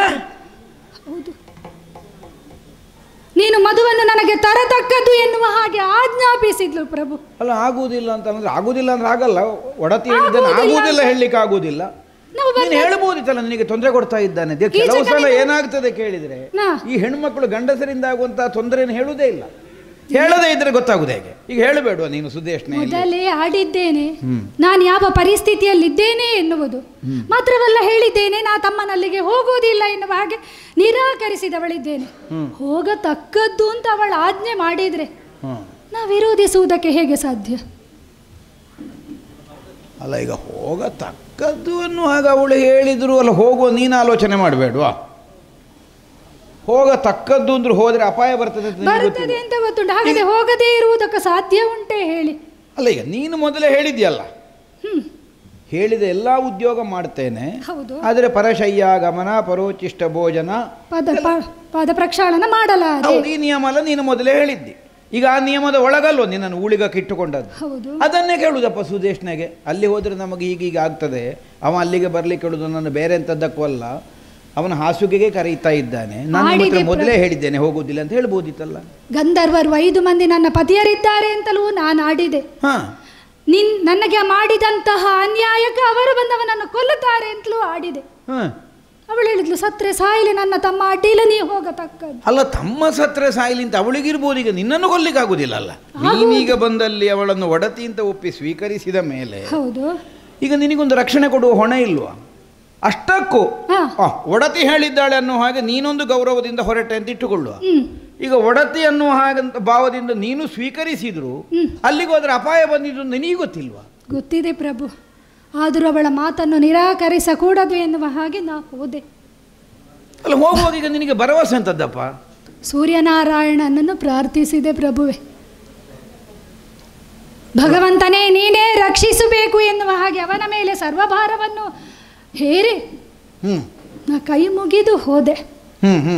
ಅಲ್ಲ, ಅದಿರ್ಲಿ. ಈಗ ನಿನ್ನೆ ಒಂದು ದಿವಸಕ್ಕಾಯ್ತು ಸೂರ್ಯನಾರಾಯಣ ಅಲ್ಲ, ಈಗ ನಾಳೆಗೆ ಸಿಕ್ಕುವುದಿಲ್ಲ ಹೇಳಿದ್ದಲ್ಲ ಅಲ್ಲ. ಅಲ್ಲ, ದೇವರ ಕುರಿತಾದಂತಹ ಒಂದು ಶ್ರದ್ಧೆ ನಿಷ್ಠೆ, ದೇವರೇ ನಮ್ಮನ್ನು ರಕ್ಷಿಸ್ತಾನೆ ಅನ್ನುವ ವಿಶ್ವಾಸ ನಮಗೆ ಸರಿಯೇ. ಆದರೂ ತಿಳಿದು ಅಂತಹ ಮೂರ್ಖರ ಮುಂಭಾಗಕ್ಕೆ ಹೋಗ್ಲಿಕ್ಕೆ ಉಂಟ, ಕಾಮುಕರ ಮುಂಭಾಗಕ್ಕೆ ಹೋಗಬಾರದು. ಈಗ ಹೋಗುವಾಗ ನಿನ್ನ ಮನಸ್ಸಿನಲ್ಲಿ ಎಂತದಪ್ಪ ಭರವಸೆ ಇದ್ದದ್ದು?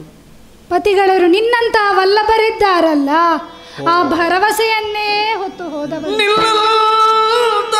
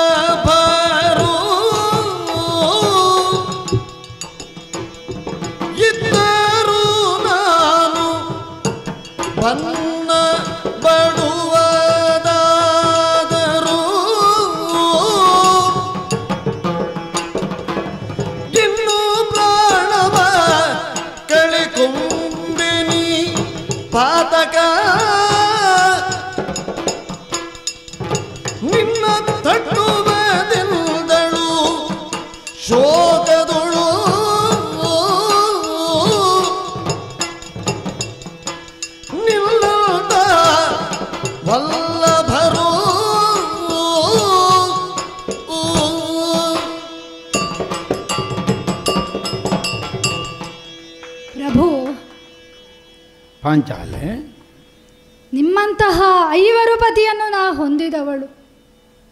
ಭರವಸೆ ನನಗುಂಟು. ನಿಮ್ಮಲ್ಲಿ ಹೇಳಿದ್ರೆ ನನ್ನ ಕಷ್ಟ ನಿವಾರಣೆ ಆಗುತ್ತದೆ ಎನ್ನುವ ಹಾಗೆ ಆ ಭಾವದಿಂದಲೇ ನಾ ಹೋದವಳು. ಸಹಿಸಿದೆ. ಮಧುಪಾತ್ರೆಯನ್ನು ಕೊಡುವ ಬದಲು ನನ್ನ ಮೇಲೆ ಕೈ ಕೂದಕ್ಕೆ ಮುಂದಾದ. ಅವನಿಂದ ತಪ್ಪಿಸಿಕೊಂಡೆ, ಓಡೋಡಿ ಸಭೆಗೆ ಬಂದೆ. ವಿರಾಟರಾಯನಲ್ಲಿ ನನ್ನ ಕಷ್ಟವನ್ನು ಹೇಳಿಕೊಂಡ್ರೆ ಅವನಾದರೂ ಪರಿಹರಿಸ್ತಾನೆ ಎನ್ನುವ ಹಾಗೆ ಅವನಾಡಿದ್ದು ಹಾಗೆ. ನಿಮ್ಮೊಳಗೆ ಮೊದಲು ಏನು ಸಂಭಾಷಣೆ ಆಗಿದೆ ಗೊತ್ತಿಲ್ಲದ ವಿಷಯಕ್ಕೆ ನಾ ತೀರ್ಮಾನ ಕೊಡುವುದಕ್ಕೆ ಅಸಾಧ್ಯ. ಅಲ್ಲ, ಧರ್ಮಕ್ಕೆ ಸರಿ ಅಮ್ಮ ಹೇಳಿದ್ದು ಅಲ್ಲವೇ? ಈಗ ಅಲ್ಲಿ ಏನು ಮಾತುಕತೆ ಅನ್ನೋದು ಗೊತ್ತಿದೆ, ನೀವು ತೀರ್ಮಾನ ಕೊಡುವುದು ಹೇಗೆ? ಜಾರಿಕೊಂಡ ಹಾಗೆ ಅಂತ ಕಷ್ಟ ಇದ್ದದ್ದು ಸುಳ್ಳಾಡುವುದಲ್ಲವಲ್ಲ ನಾನು. ಆದರೂ ನಿನ್ನನ್ನು ದಂಡಿಸಿದ್ದನ್ನು ಪ್ರತ್ಯಕ್ಷ ಕಂಡಿದ್ದಾನಲ್ಲ ಅಲ್ಲವೇ? ನ್ಯಾಯ ಒದಗಿಸಬೇಕೋ ಬೇಡವೋ ಹೇಳಿ. ಒದಗಿಸಿದ್ರು ಇಲ್ಲ, ಬೇಡ, ಉಳಿದವರ ವಿಚಾರ ಬೇಡ. ಅದೇ ಸಭೆಯಲ್ಲಿ ನನ್ನ ಗಂಡಂದಿರು ಇದ್ರಲ್ಲ, ನಾನು ಬರುವಾಗಿದ್ದನಲ್ಲ ಕೂತುಕೊಂಡಲ್ಲಿ ಅಲ್ವಾ? ಹೌದು. ಅವರಲ್ಲಿ ಹೇಳಿದ್ರೆ ಅವರಾಡಿದ್ದಾದ್ರೂ ಏನು ಹೇಳಿದ? ನೀನೇ ಹೇಳುವುದಕ್ಕೆ ಇದು ಅಲ್ಲ, ಕ್ಷೇತ್ರ ಅಲ್ಲ, ನೀ ಅರಮನೆ ಅಂತಪುರಕ್ಕೆ ಹೋಗು, ನಿನ್ನ ಗಂಡಂದಿರು ಕೈಲಾಗದವರೇನು ಅಲ್ಲ ಅಂತ ಆಡಿದ್ರು. ಸೈರಂದ್ರಿ ಅಂತಪುರದ ಒಳಗೆ ಹೋಗು. ಧರ್ಮದ ಮಾತುಗಳನ್ನಾಡಿಯೇ ನನ್ನನ್ನು ಸಮಾಧಾನ ಪಡಿಸಿ ಕಳುಹಿಸಿದ್ರು ಬಿಟ್ರೆ ಅವರು ಏನು ಉತ್ತರಿಸಲಿಲ್ಲ. ಅಲ್ಲಿ ಉತ್ತರಿಸಿದ್ದು ಯಾರು ಕೇಳಿದ್ರೆ ನೀವು. ಸಭೆಯಲ್ಲಿ ಎದ್ದು ನಿಂತು ಕೈಯಲ್ಲಿದ್ದದನ್ನು ಬಿಸಾಡಿ ಮರವನ್ನು ಕಿತ್ತಾದ್ರೂ ಅವನನ್ನು ಬಡಿಯುತ್ತೇನೆ ಎನ್ನುವ ಹಾಗೆ ಎದ್ದು ನಿಂತ್ರಿ. ಆವೇಶ ಬಂದಿತ್ತು. ಆದ್ರೆ ಆವೇಶವನ್ನು ಅಣ್ಣ ತಣ್ಣಗಾಗಿಸಿ ಬಿಟ್ಟ. ಹೌದು, ನಮ್ಮದೆಲ್ಲ ಈಗ ಹಾಗೆ ಆಗಿದೆ, ಒಂದೊಂದು ಕ್ಷಣಕ್ಕೆ ಮಾತ್ರ ಆವೇಶ ಅಷ್ಟೇ. ತಣ್ಣಗಾಗಿಸುವಲ್ಲಿ ಅಣ್ಣ ಸದಾ ಕಾಲ ಇರ್ತಾರೆ. ನನ್ನನ್ನು ಸಮಾಧಾನ ಪಡಿಸಿದ್ರು, ನಿಮ್ಮನ್ನು ಸಮಾಧಾನ ಪಡಿಸಿದ್ರು. ಆದ್ರೆ ನಾನು ಆಡುವುದು ಪ್ರಭು. ಸಾಮಾನ್ಯ ಹೆಣ್ಣಿಗೂ ಒಬ್ಬ ಅನಾಥಳಿಗೂ ಈ ಕಷ್ಟ ಬಂದ್ರೆ ಅವಳ ಪ್ರಾರಬ್ಧ ಅಂತ ಹೇಳಬಹುದು. ಅವಳನ್ನು ರಕ್ಷಿಸುವವರು ಯಾರೂ ಇಲ್ಲ. ಆದ್ರೆ ನಾನು ಹಾಗೂ 5 ಮಂದಿ ಪತಿಗಳಿದ್ದೀರಿ. ಹೌದು. ನಿನ್ನಂತಹ ವಲ್ಲಭ ನನಗೆ ಗಂಡುಗಲಿ ಭೀಮ. ನಿಮ್ಮಂತಹ ಪತಿಯನ್ನು ಹೊಂದಿದ ಮೇಲೂ ನಾ ಇಷ್ಟು ಕಷ್ಟವನ್ನು ಅನುಭವಿಸಬೇಕೋ ಪ್ರಭು? ಇದು ಈ ಕೈ ಮುಗಿದು ನಿಮ್ಮಲ್ಲಿ ಕೇಳಿಕೊಳ್ಳುವುದು. ಕೀಚಕನ ಉಪಟಳವನ್ನು ನನ್ನಿಂದ ಸಹಿಸುವುದಕ್ಕೆ ಸಾಧ್ಯ ಇಲ್ಲ ಪ್ರಭುವೆ. ನೀವು ಅವನನ್ನು ವಧಿಸಬೇಕು, ಅವನನ್ನು ಕೊಲ್ಲಬೇಕು. ಹೌದು, ಒಂದು ವೇಳೆ ನೀವು ಕೊಲ್ಲದೇ ಇದ್ರೆ ಪ್ರಭು, ನಾನಂತೂ ಬದುಕುವುದಿಲ್ಲ. ನಾನು ಸಾಯ್ತೇನಷ್ಟೇ, ಆತ್ಮಹತ್ಯೆ ಮಾಡಿಕೊಳ್ಳಬೇಕು ಬಿಟ್ಟರೆ ಬೇರೆ ದಾರಿಯೇ ಇಲ್ಲ ನನಗೆ. ಪಾಂಚಾಲೆ ಜನನು ಕೇಳುತ್ತ ಖದಿಗೊಳ ನೀನ ಸುತನು ನೋಡಿದನಿ ಕಂಡು ತನವನು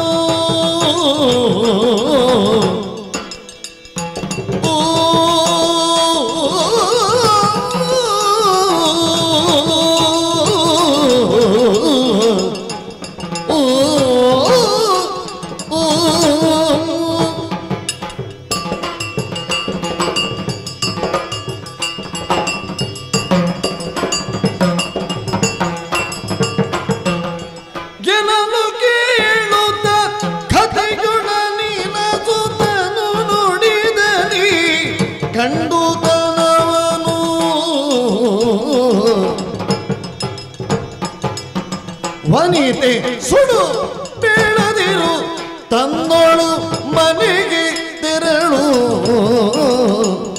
ಓ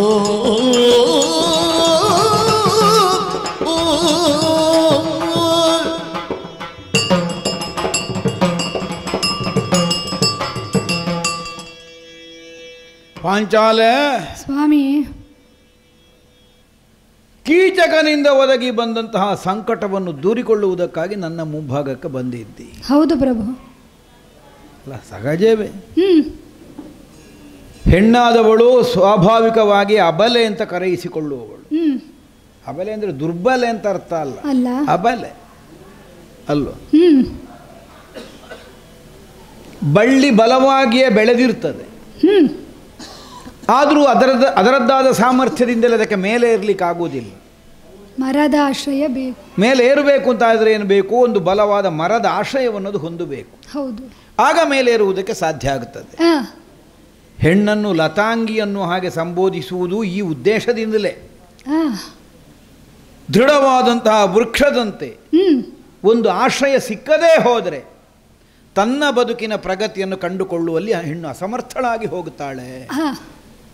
ಆದ್ದರಿಂದಲೇ ಶಾಸ್ತ್ರ ಪ್ರತ್ಯೇಕವಾದಂತಹ ಹರೆಯಗಳಲ್ಲಿ ಅಥವಾ ಅವಸ್ಥೆಗಳಲ್ಲಿ ಹೇಗೆ ಹೆಣ್ಣಾದವಳು ಸಂರಕ್ಷಿಸಲ್ಪಡಬೇಕು ಅನ್ನುವುದಕ್ಕೊಂದು ನೀತಿಯನ್ನು ರೂಪಿಸಿದ್ದು. ಹೌದು, ಕೌಮಾರ್ಯದಲ್ಲಿ ಹೇಗಿರಬೇಕು, ವೃದ್ಧಾಪ್ಯದಲ್ಲಿ ಯಾರ ರಕ್ಷಣೆಯಲ್ಲಿ ಇರಬೇಕು, ಯೌವನದಲ್ಲಿ ಯಾರ ರಕ್ಷಣೆಯಲ್ಲಿ ಇರಬೇಕು. ಪಕ್ಕನೆ ಕೇಳುವಾಗ ಹೆಣ್ಣಿಗೆ ಸ್ವಾತಂತ್ರ್ಯ ಇಲ್ಲ ಅಂತ ಮಾಡಿ ಹಾಕಿದ್ರು ಅಂತ ಆಕ್ಷೇಪ ಮಾಡ್ತಾರೆ.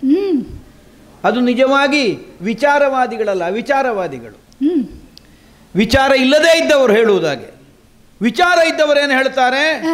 ಹೆಣ್ಣು ಪರಮ ಪೂಜ್ಯಳಾದ್ದರಿಂದ ಇಷ್ಟು ರಕ್ಷಣೆಯನ್ನು ಒದಗಿಸಿಕೊಟ್ಟಿದೆ ಶಾಸ್ತ್ರ. ಯಾವುದು ಅಮೂಲ್ಯವಾದದ್ದೋ ಅಪೂರ್ವವಾದದ್ದೋ ಅಂತಹದಕ್ಕೆ ಹೆಚ್ಚಿನ ರಕ್ಷಣೆ ಬೇಕಾಗುವುದು ಈ ಪ್ರಪಂಚದಲ್ಲಿ, ಅಲ್ವಾ? ಹೌದು. ವಜ್ರದ ಹರಳುಂಟು ಅಂತಾದರೆ ಒಳಗೆ ಕೊಂಡೋಗಿ ಬಲವಾದ ಪೆಟ್ಟಿಗೆಯಲ್ಲಿ ಇಡಬೇಕಾಗ್ತದೆ. ಅದನ್ನು ಬೀದಿ ಬದಿಯಲ್ಲಿ ಇಡ್ಲಿಕ್ಕೆ ಆಗೋದಿಲ್ಲ. ವಜ್ರವನ್ನು ಬಂಧನದಲ್ಲಿಟ್ಟರು ಅನ್ನೋ ಹಾಗೆ ಹೇಳಿದ್ರೆ ಅದಕ್ಕೆ ವಿಚಾರ ಅಂತ ಹೆಸರು ಅಲ್ಲ, ಅವಿವೇಕ ಅಂತಲೇ ಹೆಸರು.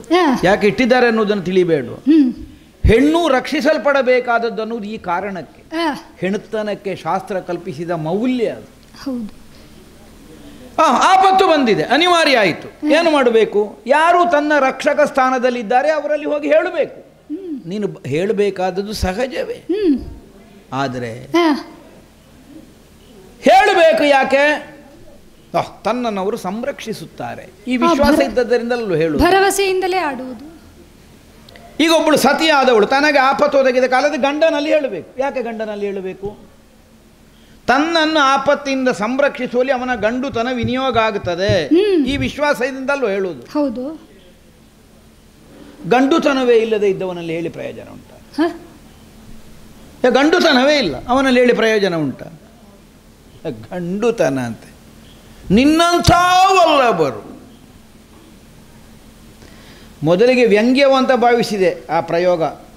ನಿನ್ನಂಥ ವಲ್ಲಭರು ಹೇಗೆ ಹೇಳಿ ಏನೋ ಪ್ರಭು ಅಲ್ಲ, ನೀನು ಹೇಳ್ತಿಂತಲ್ಲ. ನಮಗೆ ಅನ್ನಿಸುವುದು ಹೇಗೆ ಗೊತ್ತುಂಟ? ಇನ್ನೊಬ್ಬರ ವಾಕ್ಯಕ್ಕೆ ನಮಗೆ ಅರ್ಥ ಸ್ಫುರಣೆಯಾಗುವುದು ಹೇಗೆ ಕೇಳಿದರೆ ನಾವು ಯಾವ ಸ್ಥಿತಿಯಲ್ಲಿದ್ದೇವೆ ಆ ಕಾರಣದಿಂದ ಸ್ಫುರಣೆ ಆಗುತ್ತಾ ಹೋಗುದು. ನಾವು ಯಾವ ಸ್ಥಿತಿಯಲ್ಲಿದ್ದೇವೆ ಅನ್ನುವುದರಿಂದ ಅದನ್ನು ಅನುಸರಿಸಿ ಆಡಿದ್ಲು. ಆದ್ದರಿಂದಲೇ ಅಪಾರ್ಥಕ್ಕೆ ಎಡೆಯಾಗುವುದು ಲೋಕದಲ್ಲಿ. ಇಲ್ಲದ್ರೆ ಅಪಾರ್ಥ ಅನ್ನುವ ಶಬ್ದವೇ ಬಿದ್ದೋಗಬೇಕು. ಹೇಳಿದ ವಾಕ್ಯ ಹೇಳಿದಂತೆ ಇದರಿಂದ ಅವನಿಗೆ ಅರ್ಥ ಆಗ್ತದೆ ಅಂತ ಆದ್ರೆ ಅಪಾರ್ಥ ಇಲ್ಲಿ ಬರ್ತದೆ ಅಲ್ಲೋ. ಅಪಾರ್ಥ ಅಂದ್ರೆ ಕೆಟ್ಟ ಅರ್ಥದ ವಾಕ್ಯವೇ ಹೇಳಿದ ಅಂತ ಧ್ವನಿ ಅಲ್ಲ. ಹೇಳಿದ್ದು ಆಗಬೇಕಾದಂತೆ ಆಗದೆ ವಿಪರೀತ ಅರ್ಥ ಆದ್ರೂ ಅಪಾರ್ಥವೇ. ಈ ಅಪಾರ್ಥ ಆಗುವುದು ಯಾಕೆ ಕೇಳಿದರೆ ಅವನವನ ಸ್ಥಿತಿ ಏನುಂಟು ಮನಸ್ಸಿನದ್ದು ಅದಕ್ಕನುಗುಣವಾಗಿ ಅದು ಅರ್ಥವಾಗುತ್ತಾ ಹೋಗುತ್ತದೆ ಅಲ್ವಾ. ಹೌದು. ಈಗ ಒಬ್ಬ ಯುದ್ಧಕ್ಕೆ ಹೊರಡ್ತಾನೆ, ಸೈಂಧವ ಬರಲಿ ಅಂದ್ರೆ ಅರ್ಥ ಎಂಥದ್ದು? ಸಿಂಧು ದೇಶದಿಂದ ಇದ್ದ ಕುದುರೆ ಬರಲಿ ಅಂತ ಅರ್ಥ. ಅವನು ನಿರೀಕ್ಷೆ ಮಾಡುವುದು ಅದನ್ನು. ಒಬ್ಬ ಊಟಕ್ಕೆ ಕೂತಿರ್ತಾನೆ ಎಲೆ ಮುಂದೆ, ಸ್ವಲ್ಪ ಸೈಂಧವ ಬರಲಿ, ಆಗ ಕುದುರೆ ತಂದು ಹಾಕೋದಲ್ಲ, ಆಗ ಉಪ್ಪು ತಂದು ಹಾಕೋದು. ಹಾಗಿದ್ರೆ ಅವನು ಯಾವ ಸ್ಥಿತಿಯಲ್ಲಿ ಇರ್ತಾನೆ ಅನ್ನುವುದರಿಂದ ಆ ಶಬ್ದದ ಅರ್ಥ ಸ್ಫುರಣೆ ಆಗುತ್ತದೆ. ಒಂದು ಸಣ್ಣ ಉದಾಹರಣೆ ಹೇಳಿದ್ ನಾನು ಅಷ್ಟೇ. ನಾನು ವೀರನೂ ಹೌದು, ಕುದುರೆ ಏರುವವನು ಹೌದು, ಈಗ ಅಡುಗೆ ಮಾಡುವವನು ಹೌದು. ಆದ್ದರಿಂದಲೇ ಈ ಉದಾಹರಣೆ ಕೊಟ್ಟದ್ದು. ನಿನ್ನಂಥ ವಲ್ಲಭರು ಅನ್ನೋ ಹಾಗೆ ನೀನು ಕೈ ತೋರಿಸುವ ಕಾಲಕ್ಕೆ ನಮಗಾದ ನೋವದು. ಯಾಕಂದ್ರೆ ಇಲ್ಲಿ ಅದು ಲವಲೇಶವಾದ್ರೆ ಇದ್ರಲ್ವ ಗಂಡುತನ, ಅದನ್ನು ಯಾವತ್ತೋ ಸುಟ್ಟಾಗಿದೆ ಈ ಗಂಡುತನವನ್ನು. ಗಂಡುತನ ಇದ್ರೆ ನಾನು ಈ ಕೆಲಸ ಮಾಡ್ತೇನೆ. ಈಗ ಅಡುಗೆ ಮನೆಯಲ್ಲಿ ಹೆಣ್ಣು ಮಕ್ಕಳು ಮಾಡಬೇಕಾದ ಕೆಲಸ ಮಾಡ್ತಾ ಇದ್ದೇನೆ ಇಲ್ಲಿ. ಅಲ್ಲ, ಗಂಡು ಮಕ್ಕಳು ಅಡುಗೆ ಮಾಡುವುದಿಲ್ಲ ಹೇಳಿದ್ದಲ್ಲ, ನಾನು ಮಾಡಿದವರು ಇದ್ದಾರೆ. ಈಗ ನನ್ನ ನಿತ್ಯ ಕಾಯಕವಾಗಿ ಯಾವುದನ್ನು ಸ್ವೀಕಾರ ಮಾಡಿದ್ದೇನೆ? ಅಡುಗೆ ಕೋಣೆಯೊಳಗೆ ಸೇರಿಕೊಂಡಿದ್ದೇನೆ. ಒಂದು ಪರಿಧಿಯೊಳಗೆ ವ್ಯವಹರಿಸಬೇಕಾದ ಮಿತಿಯನ್ನು ಹೊಂದಿದವಳು ಹೆಣ್ಣು ಅನ್ನುವುದಕ್ಕಾಗಿ ವಾಡಿಕೆಯಲ್ಲಿ ಒಂದು ಮಾತಿರುವುದು, ಹೆಣ್ಣು ಅಡುಗೆ ಮನೆಗೆ ಸೀಮಿತ ಅಂತ. ಅದು ಹೊರಗಿನ ಜಗಲಿಗೆ ಬರ್ಲಿಕ್ಕಿಲ್ಲ ಅಂತ ಅರ್ಥ ಅಲ್ಲಲ್ಲ ವಾಕ್ಯದ್ದು. ಅಡುಗೆ ಮನೆಗೆ ಸೀಮಿತ ಅಂದ್ರೆ ಅರ್ಥ ಏನು? ಅವಳು ಒಳಗಿನ ಕೋಣೆಯಲ್ಲಿ ಇರಬೇಕಾದವಳು ಅನ್ನುವುದಕ್ಕಾಗಿ. ಗಂಡು ಒಳಗಿನ ಕೋಣೆಯಲ್ಲಿ ಇರಬೇಕಾದವ ಅಲ್ಲ, ಅವ ಹೊರಗೆ ಅಂಗಳದ ವ್ಯವಹಾರ ಮಾಡಬೇಕಾದವ.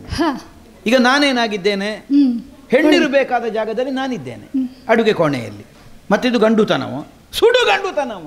ಅದಕ್ಕೆ ಹೇಳಿದ್ದು ನಾನು, ನೀನು ನನ್ನಲ್ಲಿ ಬಂದು ಹೇಳಿ ಯಾವ ಪ್ರಯೋಜನವೂ ಇಲ್ಲ, ಆಗೋದಿಲ್ಲ. ಅದು ಸುಮ್ಮನೆ ನಾವು ಪ್ರಯೋಜನಕ್ಕೆ ಬಾರದಿದ್ದದನ್ನು ಮಾತಾಡೋದಂಥದ್ದಕ್ಕೆ ನೀನು ಬೇರೆ ಏನಾದರೂ ದಾರಿ ನೋಡಿ ಹೋಗು. ಸುಮ್ಮನೆ ಯಾರಾದರೂ ನೋಡಿದರೆ ಕಷ್ಟ.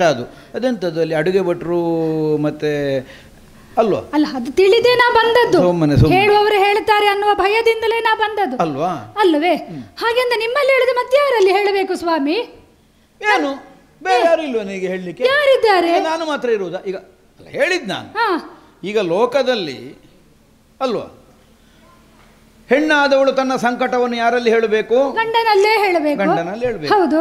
ಅಥವಾ ಮಕ್ಕಳು ಬೆಳೆದು ನಿಂತಿದ್ದಾರೆ ಅಂತಾದ್ರೆ, ತನ್ನ ಪ್ರಾಯ ಸ್ವಲ್ಪ ಹೋಗಿದೆ ಅಂತಾದ್ರೆ ಮಕ್ಕಳಲ್ಲಿಯೂ ಹೇಳಬಹುದು. ಈಗ ಮಕ್ಕಳು ಯೌವನಕ್ಕೆ ಬಂದಿದ್ದಾರೆ, ಆಗ ಹೆಣ್ಣಾದವಳು ಮಕ್ಕಳಲ್ಲಿಯೂ ಹೇಳಬಹುದು. ಈಗ ನನ್ನ ಮಕ್ಕಳು ಒಟ್ಟಿಗಿದ್ದಾರೆ ಅಲ್ವಾ? ನಿಮ್ಮಲ್ಲೇ ಹೇಳಬೇಕು. ನಮ್ಮಲ್ಲಿ ಹೇಳಬೇಕು.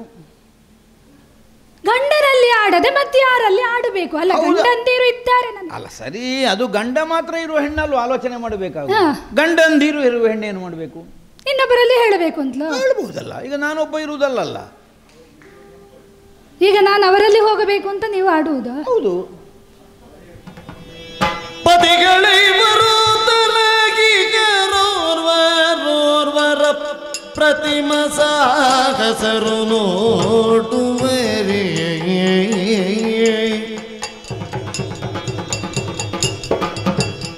ಸತಿಯನೋರ್ಬಳ ಸಲಗದ ನಾಣಗೀಡಿಗಳು ಚಿತಿಯೊಳಿಂಟಗಿಲ್ತವರು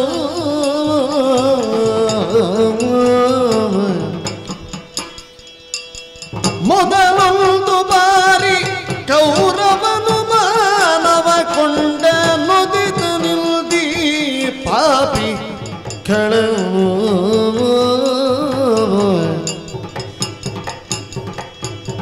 ಬದಲು ಮಾತಿನ್ನೇನು ತುದಿಗಾಲ ಬಂತು ಬದಲು ಮಾತಿನ್ನೇನು ತುದಿಗಾಲ ಬಂತೆನಗಿದು ಸಿದ್ಧ ಕೊಲುವಿರಿ ನೀವು ಶಿವ ಶಿವ ಪೂರ್ವ ಜನ್ಮದೊಳು ನಾನೇನು ಪಾಪವ ಮಾಡಿದೆನೋ ತನಗೆ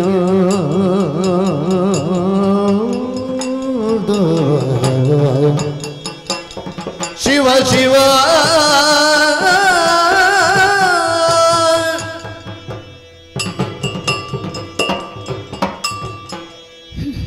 ಪ್ರಭು, ನನ್ನಲ್ಲಿ ಹೇಳುವುದು ಯಾಕೆ? ಉಳಿದ ಗಂಡಂದರಲ್ಲಿ ಹೋಗಿ ಹೇಳು ಅಂತ ಆಡುತ್ತಾ ಇದ್ದೀರಿ. ಈಗ ನನ್ನಲ್ಲೇ ಏನಪ್ಪ ಅಷ್ಟು ವಿಶ್ವಾಸ? ಈಗ ಅವರು ಹೌದಲ್ಲ, ವಿಶ್ವಾಸ ನಿಮ್ಮಲ್ಲಿ ಇರುವುದಕ್ಕೆ ಕಾರಣ ಉಂಟು ಪ್ರಭುವೆ. ಈಗ ಪ್ರತಿಭಟಿಸಿದ್ದು ಯಾರು ಹೇಳಿ ಸಭೆಯಲ್ಲಿ? ಈಗ ನನ್ನ ಮೊದಲ ಗಂಡನಲ್ಲಿಯೂ ನಾನು ಆಡಿದ್ದೇನಲ್ಲ, ನನಗೆ ಕಷ್ಟವಾಗಿದೆ ಉತ್ತರ ಕೊಟ್ಟರು ಅವರು. ಉತ್ತರ ಎಂತದ್ದು ಕೊಟ್ಟರು ಹೇಳಿದೆಯಲ್ಲ ಅಲ್ಲವೇ? ಹಾಗಾದ್ರೆ ನನ್ನದಾದಂತಹ ಪರಿಭವಕ್ಕೆ ನನಗೆ ಸಹಾಯ ಇಲ್ಲ ಅಂತಾಯಿತು. ಇನ್ನು ಅರ್ಜುನನಲ್ಲಿ ಅವರಲ್ಲಿ ಹೋಗಿ ಹೇಳುವುದಕ್ಕೆ ಸಾಧ್ಯ ಉಂಟ? ಹೆಣ್ಣು ಅಲ್ಲದ ಗಂಡು ಅಲ್ಲದ ಸ್ಥಿತಿಯಲ್ಲಿದ್ದಾರೆ.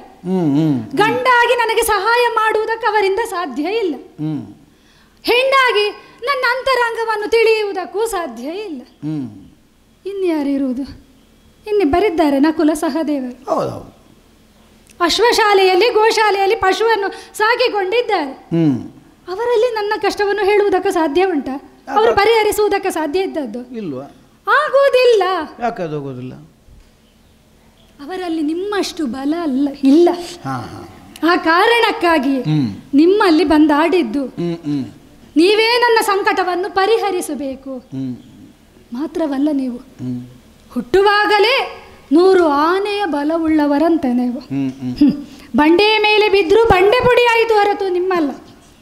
ಮಾತ್ರವಲ್ಲ, ವಿಷದ ಲಾಡನ್ನು ತಿಂದಂತಹ ನಿಮ್ಮನ್ನು ಕೈಕಾಲು ಕಟ್ಟಿ ನದಿಗೆ ಎಸೆದ ಕಾಲಕ್ಕೆ ಪಾತಾಳ ಲೋಕಕ್ಕೆ ಹೋಗಿ ನಾಗಗಳು ನಿಮ್ಮ ಕಟ್ಟನ್ನು ಬಿಡಿಸಿ ನಿಮಗೆ ಎಷ್ಟು 9 ಬಾಂಡಗಳ ಔಷಧೀಯ ಶಕ್ತಿಯುಳ್ಳಂತಹ ಬಾಂಡವನ್ನು ಕುಡಿದವರು. ಹೌದಪ್ಪ. ಒಂದೊಂದು ಬಾಂಡದ ಪ್ರತೀಕ 100 ಆನೆಗಳ ಬಲ ಅಂತೆ. ಸಹಸ್ರ ಆನೆಗಳ ಬಲವುಳ್ಳಂತಹ ನಿಮ್ಮಲ್ಲೇ ನನ್ನ ಕಷ್ಟವನ್ನು ಹೇಳಿಕೊಳ್ಳಬೇಕು. ಮಾತ್ರವಲ್ಲ, ಪ್ರತಿ ಬಾರಿಯೂ ನನಗೆ ಒದಗಿದಂತಹ ಕಷ್ಟಕ್ಕೆ ನೀವೇ ಅಲ್ಲವೇ ಸಹಾಯವನ್ನು ಮಾಡಿದವರು. ಈ ಸಭೆಯಲ್ಲಿ ಏನು ಸ್ವಾಮಿ, ಮೊದಲಿನ ಸಭೆಯಲ್ಲಿ ನನಗಾದ ಅವಮಾನ ಆಗಲಿಲ್ವೇ, ನಡೆಯಲಿಲ್ವೇ ನನಗೆ? ಹೌದಪ್ಪ, ನಿನ್ನ ತುರುಬಿಗೆ ಕೈ ಹಾಕಿ ಹೇಳ್ಕೊಂಡು ಬಂದ್ರಲ್ಲ ಅವ ಪಾಪಿ, ನಾವು ನೋಡ್ತಾ ಇದ್ದಾಗೆ. ಆಗ ನೀವಾಡಿದ್ದೇನು? ಪ್ರತಿಜ್ಞೆ ಮಾಡಿದ್ದೀರಿ, ಸೀರೆಯ ಸೆರಗಿಗೆ ಕೈ ಹಾಕಿದ ಅವನ ಕರಳನ್ನ ಬಗೆಯುತ್ತೇನೆ, ಬಾನನ್ನ ತೊಡೆಯೇರು ಅಂತ ಆಡಿದ ಕೌರವನ ತೊಡೆ ಮುರಿಯುತ್ತೇನೆ ಅಂತ ಆಡಿದವರು. ಹೌದಪ್ಪ, ಹೇಳಿದ್ದೆಲ್ಲ ಹೌದು, ಮರ್ತೋಗಲಿಲ್ಲ, ನಮಗೆ ಮಾಡಲಿಲ್ಲ ಅಷ್ಟೇ. ಮಾಡಲಿಲ್ಲ. ಹಾಗಿದ್ರೆ ಅಂತಹ ಪ್ರತಿಜ್ಞೆಗಳೆಲ್ಲ ಮಾಡಿದ್ದು ಬೇಡ. ಸೈಂಧವ ನನ್ನನ್ನು ಎಳೆಕೊಂಡು ಹೋದ, ಜಯದ್ರಥ ಎಳೆದುಕೊಂಡು ಹೋದ ಕಾಲಕ್ಕೆ ನನ್ನನ್ನು ಬದುಕಿಸಿದ್ಯಾರು ಪ್ರಭುವೆ? ನೀವೇ ತಾನೆ. ಹಾಗಿರುವಾಗ ನಿಮ್ಮಲ್ಲಿ ಹೇಳಿಕೊಳ್ಳದೆ ಅವರಲ್ಲಿ ಹೋಗು ಇವರಲ್ಲಿ ಹೋಗು ಅಂತ ಹೇಳಿದರೆ ನಾನು ಏನು ಮಾಡಬೇಕು ಪ್ರಭುವೆ? ಅಲ್ಲ, ಸಹಜವೇ ಅದು. ಎಲ್ಲಿ ದೂರಿಕೊಂಡ್ರೆ ನಮಗೆ ಪ್ರಯೋಜನ ಆಗ್ತದೆ ಅಂತ ನಮ್ಮ ಅನುಭವ ಇರ್ತದೆ. ಆ ಪೂರ್ವಾನುಭವಕ್ಕೆ ಅನುಗುಣವಾಗಿ ಮತ್ತೆ ಮತ್ತೆ ಆಗೋದು ಅಲ್ವಾ? ಈ ದಪ್ಪ ಇದ್ದ ಮರವನ್ನಲ್ವ ಮತ್ತೆ ಮತ್ತೆ ಕೆತ್ತುವುದು. ಯಾಕಂದ್ರೆ ದಪ್ಪ ಇರುವುದೇ ಕಾರಣ, ಅದಕ್ಕೆ ಕೆತ್ತಿದ್ರೆ ಎಷ್ಟು ಕೆತ್ತಲಿಕ್ಕೆ ಆಗ್ತದೆ. ಆ ಕಾರಣದಿಂದ ಯಾರು ಕೊಡ್ತಾನೆಯೋ ಕಷ್ಟದ ಕಾಲದಲ್ಲಿ ಅವನಲ್ಲಿಗೆ ಹೋಗುದು. ಎಲ್ಲರೂ ಬಂದು ಇವರು ನಮ್ಮ ಕಲ್ಪವೃಕ್ಷ, ಇವರು ನಮ್ಮ ಕಾಮಧೇನು ಅಂತ ಹೇಳಿ. ಯಾಕೆ ಅವರು ಕೊಡ್ತಾರೆ, ಆದ್ದರಿಂದ ಹೋಗುದು. ಒಂದು ಸಲ ಇಲ್ಲ ಅಂತ ಹೇಳಿ ಮತ್ತೆ ಕಲ್ಪವೃಕ್ಷವೂ ಇಲ್ಲ, ಕಾಮಧೇನೂ ಇಲ್ಲ, ಆಗುವುದಷ್ಟೇ. ಯಾವ ಪ್ರಕರಣದಲ್ಲೂ ನೀವು ಲೋಕದ ನೀತಿಯೇ ಹಾಗೆ. ಎಲ್ಲಿ ನಮಗೆ ನಮ್ಮ ನಿರೀಕ್ಷೆಯದ್ದು ಸಿಗುತ್ತದೆ ಅಲ್ಲಿಗೆ ಎಲ್ಲೋ ಹೋಗುವುದು. ಹೌದು. ಇರುವೆಲ್ಲ ಹೋಗಿ ಬೆಲ್ಲಕ್ಕೆ ಎಲ್ಲೋ ಕೂತುಕೊಳ್ಳುವುದು. ಹೌದು. ಹತ್ತಿಯ ಮೇಲೆ ಕೂತುಕೊಳ್ತಾರೆ. ಇಲ್ಲ ಇಲ್ಲ, ಅದಕ್ಕೆ ಬೇಕಾದ ಕೆಲಸ ಏನು? ಹೌದು. ಆದ್ದರಿಂದ ಎಲ್ಲಿ ನಮಗೆ ಪ್ರಯೋಜನ ಆಗುತ್ತದೆ ಅಲ್ಲಿಗೆ ಹೋಗುವುದು ಇದ್ದದ್ದೇ. ಹೌದು. ಈ ಮೊದಲು ನಿನಗಾಗಿದೆ, ಈಗ ಮಾಡಿದ್ದೇನೆ ಇಲ್ಲ ಅಂತ ಹೇಳಲಿಕ್ಕೆಲ್ಲ, ಹೆಗ್ಗಳಿಕೆ ಅಲ್ಲ, ಮಾಡಬೇಕಾದದ್ದು ಕರ್ತವ್ಯ. ಆ ಕಾರಣಕ್ಕೆ ಮಾಡಿದ್ದೇನೆ, ಇದನ್ನೊಂದು ಹೆಗ್ಗಳಿಕೆ ಅಂತ ಹೇಳಲಿಕ್ಕೆ ಇಲ್ಲ. ಈಗ ಎಲ್ಲಿಯೋ ಊರಿನ ಮೇಲೆ ಹೆಣ್ಣು ಮಕ್ಕಳಿಗೆ ಅನ್ಯಾಯ ಆಗುವಾಗ ಹೋಗಿ ನಾನು ರಕ್ಷಣೆ ಮಾಡಿದರೆ ಅದು ನನ್ನ ಹೆಗ್ಗಳಿಕೆ, ರಕ್ಷಣೆ ಮಾಡಿದ್ದೇನೆ. ಇದು ಕರ್ತವ್ಯ. ಹೆಣ್ಣಿಗೆ ಅಲ್ಲ, ತನ್ನ ಹೆಂಡತಿಗೆ ಒಂದು ಅಪಮಾನವಾಗುತ್ತದೆ, ಆಪತ್ತು ಬರ್ತದೆ ಅಂತ ಆದರೆ ಆ ಸಮಯದಲ್ಲಿ ಅದನ್ನು ಪರಿಹರಿಸುವುದಕ್ಕಾಗಿ ಮುಂದಾಗದೇ ಇದ್ದ ಗಂಡುತನ ಇದ್ರೂ ಪ್ರಯೋಜನ ಇಲ್ಲ. ಮಾಡಬೇಕಾದದ್ದು ಅವನ ಹೊಣೆ, ಕರ್ತವ್ಯ. ಕರ್ತವ್ಯ ಮಾಡಿದ್ದಕ್ಕೆ ಪ್ರಶಸ್ತಿ ಕೊಡಲಿಕ್ಕಿಲ್ಲ. ಕರ್ತವ್ಯ ಮಾಡಿದ್ದಾನೆ, ಮಾಡದಿದ್ರೆ ದೊಡ್ಡ ದೋಷ. ಕರ್ತವ್ಯ ಲೋಪ ಮಾಡಿದ್ದಾನೆ ಅಂತ ಬರ್ತದೆ. ಕರ್ತವ್ಯ ಮಾಡಿದ್ದಕ್ಕೆ ಅಂತ ಹೆಗ್ಗಳಿಕ್ಕಿಲ್ಲ. ಸರಿ, ಮಾಡಬೇಕಾದದ್ದನ್ನು ಮಾಡಿದ್ದಾನೆ, ಮುಗಿಯಿತು. ಆದ್ದರಿಂದ ಈ ಮೊದಲು ನಿನ್ನನ್ನು ರಕ್ಷಿಸಿದ್ದನ್ನು ನಮ್ಮ ಹೆಗಲು ನಾವು ತಟ್ಟಿಕೊಳ್ಳಿಕ್ಕಿಲ್ಲ. ಹೀಗೆ ನಾವು ಮಾಡಿದ್ದೇವೆ ಅಂತ, ಮಾಡಬೇಕಾದದ್ದು ಮಾಡಿದ್ದೇವೆ. ಆದರೆ ಏನು ಮಾಡೋಣ, ಎಲ್ಲ ಸಲ ಕೊಡ್ಲಿಕ್ಕಾಗ್ತದ? ಕೊಡಬೇಕಲ್ಲ. ಅಲ್ಲ, ಕೊಡಬೇಕೌದು. ಆಗದಿದ್ರೆ ಎಂಥದ್ದು ಮಾಡೋದು? ಹಾಗಾದರೆ ನಾನು ಅನುಭವಿಸೋದಕ್ಕೆ ಇರುವವಳೆ. ಅಲ್ಲಿ ಏನು ಮಾಡುವ? ಈಗ ಸರಿಯಾದ ಒಂದು ಗಂಡಿನ ಕೈ ಹಿಡಿದ ಹೆಣ್ಣಿಗಾದರೆ ಒಂದು ರಕ್ಷಣೆ ಸಿಗ್ತದೆ ಅಲ್ವಾ? ಈ ಗಂಡಿನಂತೆ ಕಾಣುವವರನ್ನು ಕೈ ಹಿಡಿದವರಿಗೆ ರಕ್ಷಣೆ ಸಿಗ್ತದ? ಕಾಣಿಸ್ಲಿಕ್ಕಾದೀತು ಗಂಡು, ಹೌದು ಗಂಡು ಅಂತ ಕಾಣುತ್ತದೆ. ಪ್ರಯೋಜನಕ್ಕೆ ಗೊತ್ತಾಗೋದು ಅದು ಗಂಡಲ್ಲ, ಕಾಣಲಿಕ್ಕೆ ಮಾತ್ರ ಗಂಡದು, ಗಂಡಲ್ಲ ಅಂತ. ಒಳಗೆ ಗಂಡಸುತನ ಇಲ್ಲ ಅಂತ. ಪ್ರಭು, ಒಬ್ಬ ಕುಂಟನಾಗಲಿ ಕುರುಡನಾಗಲಿ ಆಗಲಿ, ಭಿಕ್ಷುಕನೇ ಆಗಲಿ ಇರಲಿ, ತನ್ನ ಹೆಂಡತಿಯ ಮೈ ಮುಟ್ಟಿದ ಇನ್ನೊಬ್ಬ ಅಂತ ಆದ್ರೆ ಅವನಾದ್ರೂ ಕೆರಳುತ್ತಾನೆ, ತನ್ನ ಪ್ರಾಣವನ್ನಾದ್ರೂ ಒತ್ತೆ ಇಟ್ಟು ಬದುಕಿಸ್ತಾನೆ. ಸರಿ, ಮಾಡಬೇಕಾದ್ದು. ಹೌದು. ಈಗ ಗಂಡುತನವೇ ಸತ್ತಿದೆ ಅಂತಲೇ ನೀವು ಆಡುವುದಾ? ಅಲ್ಲ, ಅವ ಯಾಕೆ ಮಾಡ್ತಾನೆ? ತನ್ನ ಹೆಂಡತಿ ಅನ್ನುವ ಕಾರಣಕ್ಕಾಗಿ ಮಾತ್ರ ಅಲ್ಲ, ತಾನು ಗಂಡು ಅನ್ನುವ ಕಾರಣಕ್ಕೆ. ಈ ಗಂಡರೊಡನೆ ನಾನು ಹುಟ್ಟಿದ ಮೇಲೆ ನೀತಿಯುಳ್ಳ ಮನೆಯಿಲ್ಲೋ, ರೋಷವಿಲ್ಲೆನಗೇನಿ ಮನಗೆ ಬಂದುದ ಬೀಳು, ಈದೊಂದು ಬೆದರದಿರಿ. ಏನು ಬೇಕಾದ್ರೂ ಹೇಳು ನೀನು, ನಮಗೆ ಅಭ್ಯಾಸ ಆಗಿ ಹೋಗಿದೆ ಈಗ.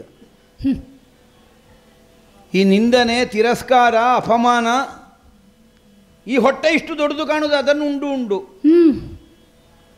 ಸಾಕಾಗಿ ಹೋಗಿದೆ. ಇನ್ನೀಗ ನಿನ್ನದೊಂದು ಹೊಸತು ಅಲ್ವ? ನೀವಲ್ಲದೆ ಯಾರು? ಮಾಡಲಿಕ್ಕೆ ಸಾಮರ್ಥ್ಯ ಇಲ್ಲ ಅಂತ ಹೇಳಿದ್ದಲ್ಲ, ಮಾಡಲಿಕ್ಕೆ ಆಗುವುದಿಲ್ಲ. ಬಲ ಇದ್ದವರಿಗೆಲ್ಲ ವಿನಿಯೋಗ ಮಾಡಲಿಕ್ಕೆ ಆಗುವುದಿಲ್ಲ, ಸಂಪತ್ತಿದ್ದವರಿಗೆಲ್ಲ ವೆಚ್ಚಕ್ಕೆ ಬರುವುದಿಲ್ಲ. ಏನು ಮಾಡುವ, ಲೋಕದಲ್ಲಿ ಪ್ರಾರಬ್ಧ ಅಂತ ಅದಕ್ಕೆ ಹೆಸರು. ನಮಗಾದದ್ದು ಅದೇ. ಈಗಲೂ ಉಂಟು ತ್ರಾಣ, ಬಡಿದೇನು ಆಗುವುದಿಲ್ಲ. ಯಾಕೆ ಆಗುವುದಿಲ್ಲ? ಹೋಗಲಿಕ್ಕೆ ಬಿಡುವುದಿಲ್ಲ. ಹೇಳುವುದಿಲ್ಲ ನಾನು ಸುಮ್ಮನೆ. ಉಳಿಸಿಕೊಳ್ಳುವುದು ಬೇಡ, ಅದನ್ನು ಆಡಬೇಡಿ. ಹೇಳಿದೆಯಲ್ಲ, ಗಂಡ ಗಂಡ ಗಂಡ ಕಾಣಲಿಕ್ಕೆ ಮಾತ್ರ. ಅವ 1 ವರ್ಷಕ್ಕಾಗಲಿಕ್ಕೆ ಶಾಪ ಸಿಕ್ಕಿದ್ದವನಿಗೆ. ನಾವು ಜೀವನ ಪೂರ್ತಿ ಮೊದಲೇ ಆಗಿದೆ. ಈ ಷಂಡರೊಡನೆ ಹೇಳಬಾರ್ದು ನಾನು. ಧರ್ಮ ಅಂತೆ ಧರ್ಮ. ಯಾವುದು ಧರ್ಮ? ತುಂಬಿದ ಸಭೆಯಲ್ಲಿ 5 ರಸೆಯಾದಂತಹ ನಿನ್ನ ಕೇಶವನ್ನು ಕೈಯಲ್ಲಿ ಹಿಡಿದು ನಿನ್ನ ಸೊಂಟಕ್ಕೆ ತುಳಿದು ಹುಡಿ ದೂರುಳಿನಲ್ಲಿ ಹೊರಳಿಸಿದ ಅಸೂತರ ಕುಲದಲ್ಲಿ ಹುಟ್ಟಿದ ಕೀಚಕ. ನಮ್ಮ ಕ್ಷತ್ರಿಯತ್ವಕ್ಕೆ ಬೆಂಕಿ ಬೀಳಲಿಕ್ಕೆ. ಯಾರು ಕೀಚಕ? ಸೂತ ಸಂತಾನ. ನಮ್ಮ ಮುಂಭಾಗದಲ್ಲಿ ಅಂಗಳದ ತುದಿಯಲ್ಲಿ ನಿಲ್ಲಬೇಕಾದವ ಅಂತವ ಬಂದು ನಿನ್ನನ್ನು ಹುಡಿ ದೂರುಳಿನಲ್ಲಿ ಹೊರಳಿಸುವಾಗ ಕಂಡು ಸುಮ್ಮಗೆ ಕುಳಿತುಕೊಳ್ಬೇಕಾ? ಎದ್ದು ಬರಲಿಲ್ವಾ ನಾನು? ಬಂದಿದ್ದೀರಿ. ಬಂದ ಸಿಟ್ಟಿಗೆ ಪ್ರಪಂಚ ನಾಶ ಮಾಡಿಬಿಡುವಂತ ಕಂಡಿತ್ತು. ನನಗೆ ನಾನೇ ಸಂಯಮವನ್ನು ತೆಗೆದುಕೊಂಡು ಅರಮನೆಯ ಮುಂಭಾಗದಲ್ಲಿದ್ದ ಮಹಾವೃಕ್ಷವನ್ನು ದಿಟ್ಟಿಸಿದರೆ ಏನು ಹೇಳಿದ? ನಿನ್ನ ಪತಿ ಹೌದಲ್ಲ, ನಿನ್ನ ಪತಿ. ಮೊದಲು ಅವನಿಗಲ್ಲೂ ಹೆಂಡತಿ ಆದದ್ದು ನೀನು, ಆಮೇಲಲ್ಲೂ ನನಗೆ. ಹೌದು. ಮುರಿಯದಿರ ಈ ಧರ್ಮ ತರುವ. ಹೆಂಡತಿಗಾಗುವ ಕಷ್ಟ ನೋಡಿ ಅದನ್ನು ಪರಿಹರಿಸುವುದಕ್ಕೆ ರಕ್ಷಣೆ ಮಾಡಲಿಕ್ಕೆ ಮುಂದರೆ ನಾನು ಅಧರ್ಮಿ, ಅದಕ್ಕೆ ಆಯುಧ ತಗೊಂಡ್ರೆ ನಾನು ಮೂರ್ಖ. ಇದು ಗಂಡುತನದ ಲಕ್ಷಣವ? ಕೇವಲ ದೇಹದಲ್ಲಿ ಹೆಂಡತಿಯನ್ನು ಅನುಭವಿಸುವ ಗಂಡುತನ ಉಂಟು ಅನ್ನುವುದು ಮುಖ್ಯ ಅಲ್ಲ. ಅಧರ್ಮವನ್ನು ಬಡಿಯುವುದಕ್ಕೂ ಒಬ್ಬಾತನಿಗೆ ತನ್ನ ಗಂಡುತನವನ್ನು ವಿನಿಯೋಗ ಮಾಡುವುದಕ್ಕಾಗುವುದಿಲ್ಲ ಅಂತ ಆದರೆ ಅವನಿಗೆ ಷಂಡ ಅಂತ ಹೆಸರು. ಏನು ನನ್ನ ರಟ್ಟೆತ್ರಾಣ ತೋರಿಸಿ ನನಗೆ ಬಹುಮಾನ ಸಿಗ್ತದೆ ಈ ವಿರಾಟ ನಗರದಲ್ಲಿ ಅನ್ನುವುದಕ್ಕೆ ಹೊರಟದ್ದ ಕೀಚಕನನ್ನು ಬಡಿಯುತ್ತೇನೆ ಅಂತ? ಅವ ಹೇಗೂ ಬಡಿಯುವುದಿಲ್ಲ, ಕಣ್ಣು ಮುಚ್ಚಿ ಆದರೂ ಕೂತ್ಕೊಳ್ಬೋದಿತ್ತಲ್ಲ, ಹೊಡಿಲಿ 4 ಅಂತ. ಮತ್ತೆ ಈಗ ಗಂಡು. ಇದು ಹೇಳುವುದಿಲ್ಲ ನಾನು. ನನಗೆ ಮೀಸೆ ಇಲ್ಲದವ ಅಂದರೆ ಬರುವ ಸಿಟ್ಟು, ನನ್ನನ್ನು ಜಾತಿಗೆಟ್ಟವ ಅಂದರೂ ನನಗೆ ಬರುವುದಿಲ್ಲ. ಅಷ್ಟು ಅಭಿಮಾನ ನನಗೆ ನನ್ನ ಮೀಸೆಯ ಮೇಲೆ. ಆದರೆ ಹೆಣ್ಣು ಬೆಕ್ಕಿಗೂ ಬರ್ತದೆ ಮೀಸೆ. ಮೀಸೆ ಬಂದವರೆಲ್ಲ ಗಂಡುಗಳಲ್ಲ ಏನು? ಗಂಡುತನದ ಸಂಕೇತವಾದ ಮೀಸೆ ಉಂಟು ಅಂತ ಹೇಳಿಕೊಳ್ಳಿಕ್ಕೆ ನಾಚಿಕೆ ಆಗ್ತದೆ ಈಗ ನನಗೆ. ಸುಮ್ಮನೆ ರಗಳೆ ಮಾಡಬೇಡ, ಹೋಗು ಹೋಗು. ನಾನು ಭಾಳ ಹೇಳಿ ಹೋಗ್ತದೆ ಅವನಿಗೆ ಮತ್ತೆ ಸುಮ್ಮನೆ. ನೀವೇ ಸಿಟ್ಟುಗೊಂಡ್ರೆ, ಕೋಪಗೊಂಡ್ರೆ ನಾ ಯಾರಲ್ಲಿ ಪ್ರಭು ಹೇಳಲಿ? ಇನ್ನು ಯಾರಿಗೂ ತಿರುವೆನು ಈ ಶೋಕವ ಆರು ಕೇಳುವೆ.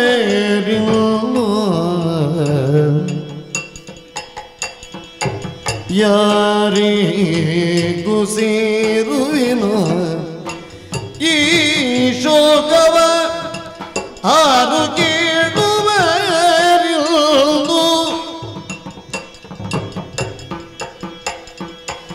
ಯಾರ ನಾನು ಪೂರ್ವ ಜನ್ಮದಿ ಭೂರಿ ಭಂಗವ ಪಡಿಸಿದೇವೋ.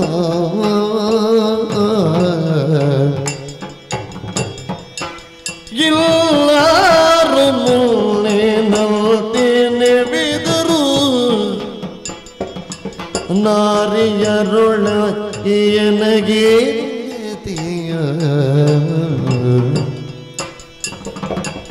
ಯಾರಿಗೂ ಸಿರುವೇನು ಈ ಶೋಕವ.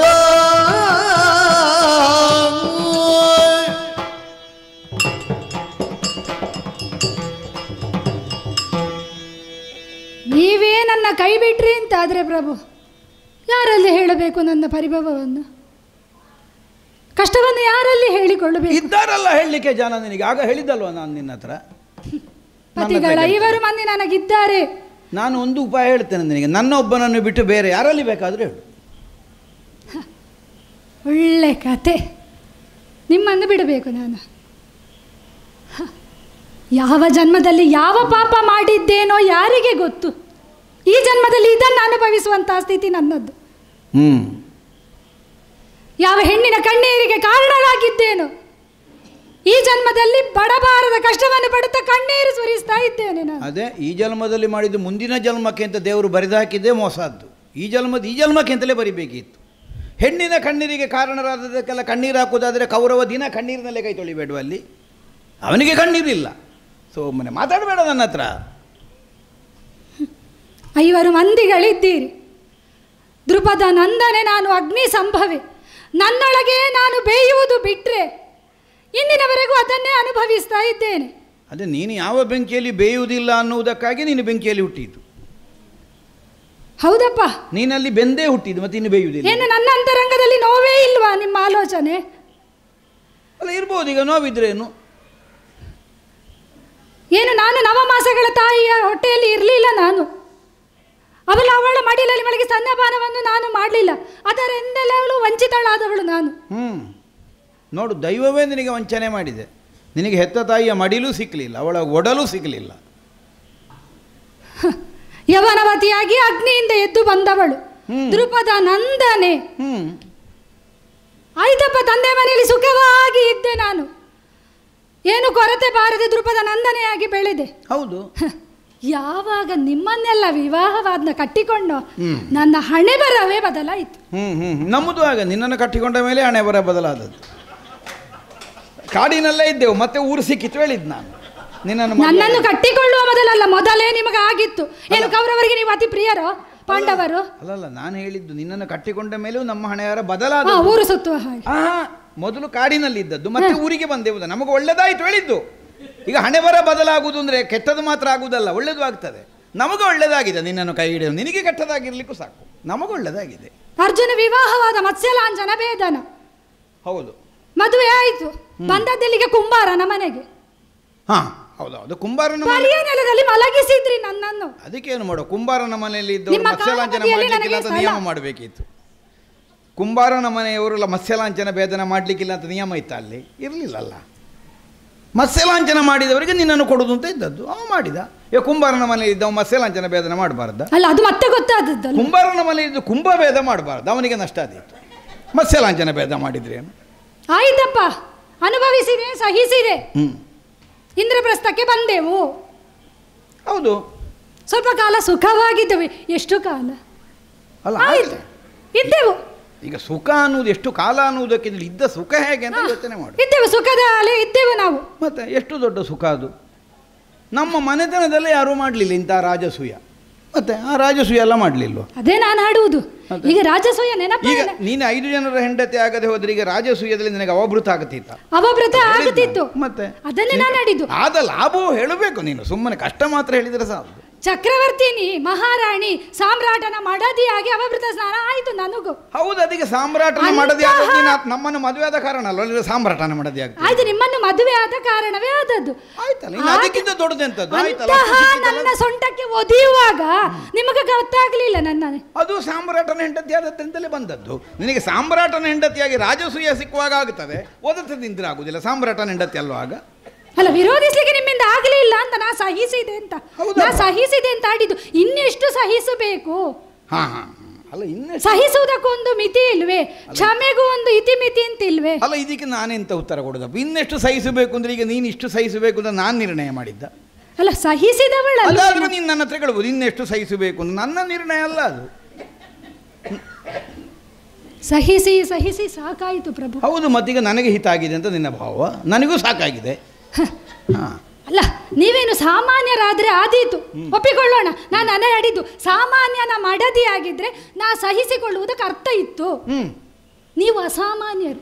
ಈಗ ನಿನಗೆ ಸಹಿಸಲಿಕ್ಕೆ ಆಗದೇ ಇದ್ದದ್ದು ನಾನು ಗಂಡ ಆಗಿದ್ದೇನೆ ಅಂತ ಅಲ್ವಾ? ಅದಲ್ವಾ? ನನ್ನ ಗಂಡನೇ ಅಲ್ವಾ? ಇಂದಿನಿಂದ ಇಂದಿನ ರಭ್ಯವಿನ್ನು ಕತ್ತರು ನಾಲ್ವರೆಂದು ಭಾವಿಸಿಕೋ ನೀನು ಮಂದಗಮನೆ ನಿನ್ನದಂದು ಗಮನ ಬಿಟ್ಟೆ ಮಂದಗಮನೆ ನಿನ್ನದಂದು ಗಮನ ಬಿಟ್ಟೆ ಎಂದಿಗೂ ಮುಂದೆ ನಾನು ಮಾನಿನಿ ಅಳಲದಿರಿ ಪಾಂಚಾಲ ಸ್ವಾಮಿ ನಿಮ್ಮಲ್ಲಲ್ಲದೆ ಮತ್ತಾರಲ್ಲಿ ಈಗ ಒಂದೊಂದು ಸಲ ಒಬ್ಬೊಬ್ಬರಲ್ಲಿಯೂ ನೀನು 5 ಮಂದಿಗಳಲ್ಲಿ ಹೋಗಿ ಹೀಗೆ ಹೇಳುತ್ತಿದ್ರೆ ಪ್ರಶ್ನೆ ಹುಟ್ಟುತ್ತಿರಲಿಲ್ಲ. ಆ ಕಷ್ಟ ಬಂದಿರುವಾಗ ಧರ್ಮರಾಯ, ಈ ಸಂಕಟ ಬಂದಿರುವಾಗ ಭೀಮ, ಮತ್ತೊಂದು ಸಮಸ್ಯೆ ಬಂದಿರುವಾಗ ಅರ್ಜುನ, ಇನ್ನು ಅದಕ್ಕಿಂತ ಸಣ್ಣ ಸಣ್ಣ ಸಮಸ್ಯೆಗಳಿಗೆ ನಕುಲ ಸಹದೇವರು. ಅಲ್ಲ ನೀನು ಹೀಗೆ ಮಾಡ್ತಿದ್ರೆ ಆಗುತ್ತಿತ್ತು. ಇದು ಎಲ್ಲ ಸಲವೂ ಬಂದು ಹೇಳುವುದು ನೀನು ನನ್ನ ಹತ್ರವೇ. ಹೌದು. ನಮ್ಮವರಿಗೇನೋ ಸಂಕಟ ಬರ್ತದೆ, ಅದನ್ನು ಪರಿಹಾರ ಮಾಡೋಣ ಅಂತ ನಾನು ಎಲ್ಲಿಯಾದರೂ ಒಂದು ಹೆಜ್ಜೆ ಮುಂದಿಡ್ತೇನೆ ಅಂತ ಕಾಲೆತ್ತಿದ್ರೆ ಮೂರ್ಖ ಅಂತ ಹೇಳೋದು ನನ್ನನ್ನೇ ಅಲ್ವಾ? ಅಣ್ಣನ ಆಜ್ಞೆ ಕಟ್ಟು ಅವರೆಲ್ಲ ಸುಭಕರು, ಬುದ್ಧಿವಂತರು, ಮೂರ್ಖರು. ಮೂರ್ಖರಾಗುವುದಕ್ಕೆ ಹೊರಡುವುದಿಲ್ಲ, ಬುದ್ಧಿವಂತರವರು. ಯಾಕೆ? ಅವರು ಹೆಂಡತಿಯ ಗೊಡವೆಗೆ ಇಲ್ಲ. ನೀನು ಸಂಕಟ ಹೇಳುವುದಿಲ್ಲ ಅವರ ಹತ್ರ. ಈಗ ಹೇಳಿದ್ರಲ್ಲ ಅವರು ಪರಿಹಾರ ಮಾಡಬೇಕಾಗುವುದು, ಅದು ಹೇಳುವುದಿಲ್ಲ ನೀನು ನನ್ನಲ್ಲಿಗೆ ಓಡಿಕೊಂಡು ಬರುವುದು. ಸಂಕಟ ಅರ್ಥ ಆಗುವುದಿದ್ರೆ ಅದು ನಿಮಗೆ ಮಾತ್ರ. ಇದು ಲೋಕರೂಢಿಯಲ್ಲಿ ಒಂದು ಮಾತುಂಟು, ತಾಗಿದ ಬೆರಳಿಗೆ ಮತ್ತೆ ಮತ್ತೆ ತಾಗೋದು. ಹೋಗುವಾಗ ಅದೇ ಬೆರಳಿಗೆ ತಾಗೋದು. ಇದು ಪ್ರತಿ ಸಲವೂ ನನಗೇ ಬಂದು ತಾಗೋದು. ಯಾಕೆ? ಏನಿದ್ರು ಎಲ್ಲವನ್ನು ಮೀರಿ ಆದರೂ ಇವರೊಂದು ನನಗೆ ಸಹಾಯಕ್ಕೆ ಒದಗಿ ಬರ್ತಾರೆ. ಈ ಕಾರಣ ಅಲ್ವಾ? ಅದು ಮಾತ್ರವಲ್ಲ, ನನ್ನ ಕುರಿತಾಗಿ ಅತೀವ ಪ್ರೀತಿ ಇರುವುದು ನಿಮಗೇ ಅಲ್ಲವೇ? ಪ್ರೀತಿ ಈಗ ಮತ್ತೆ ಅವರಿಗೆ ನಿನ್ನ ಹತ್ರ ಸಿಟ್ಟು ಉಂಟು? ಸಿಟ್ಟಿಲ್ಲ, ಎಲ್ಲರೂ ಪ್ರೀತಿಯಿಂದಲೇ ಇರುವುದು. ಆ ಪ್ರೀತಿಯನ್ನು ಕೇವಲ ನಮ್ಮ ಹೆಂಡತಿ ಅನ್ನುವಷ್ಟಕ್ಕೆ ಸೀಮಿತಗೊಳಿಸಿಕೊಳ್ಳದೆ ನಿನಗೊದಗಿದ ಸಂಕಟ ಪರಿಹಾರಕ್ಕೂ ವಿನಿಯೋಗ ಮಾಡುವವನಿಗೆ ಭೀಮ ಅಂತ ಹೆಸರು.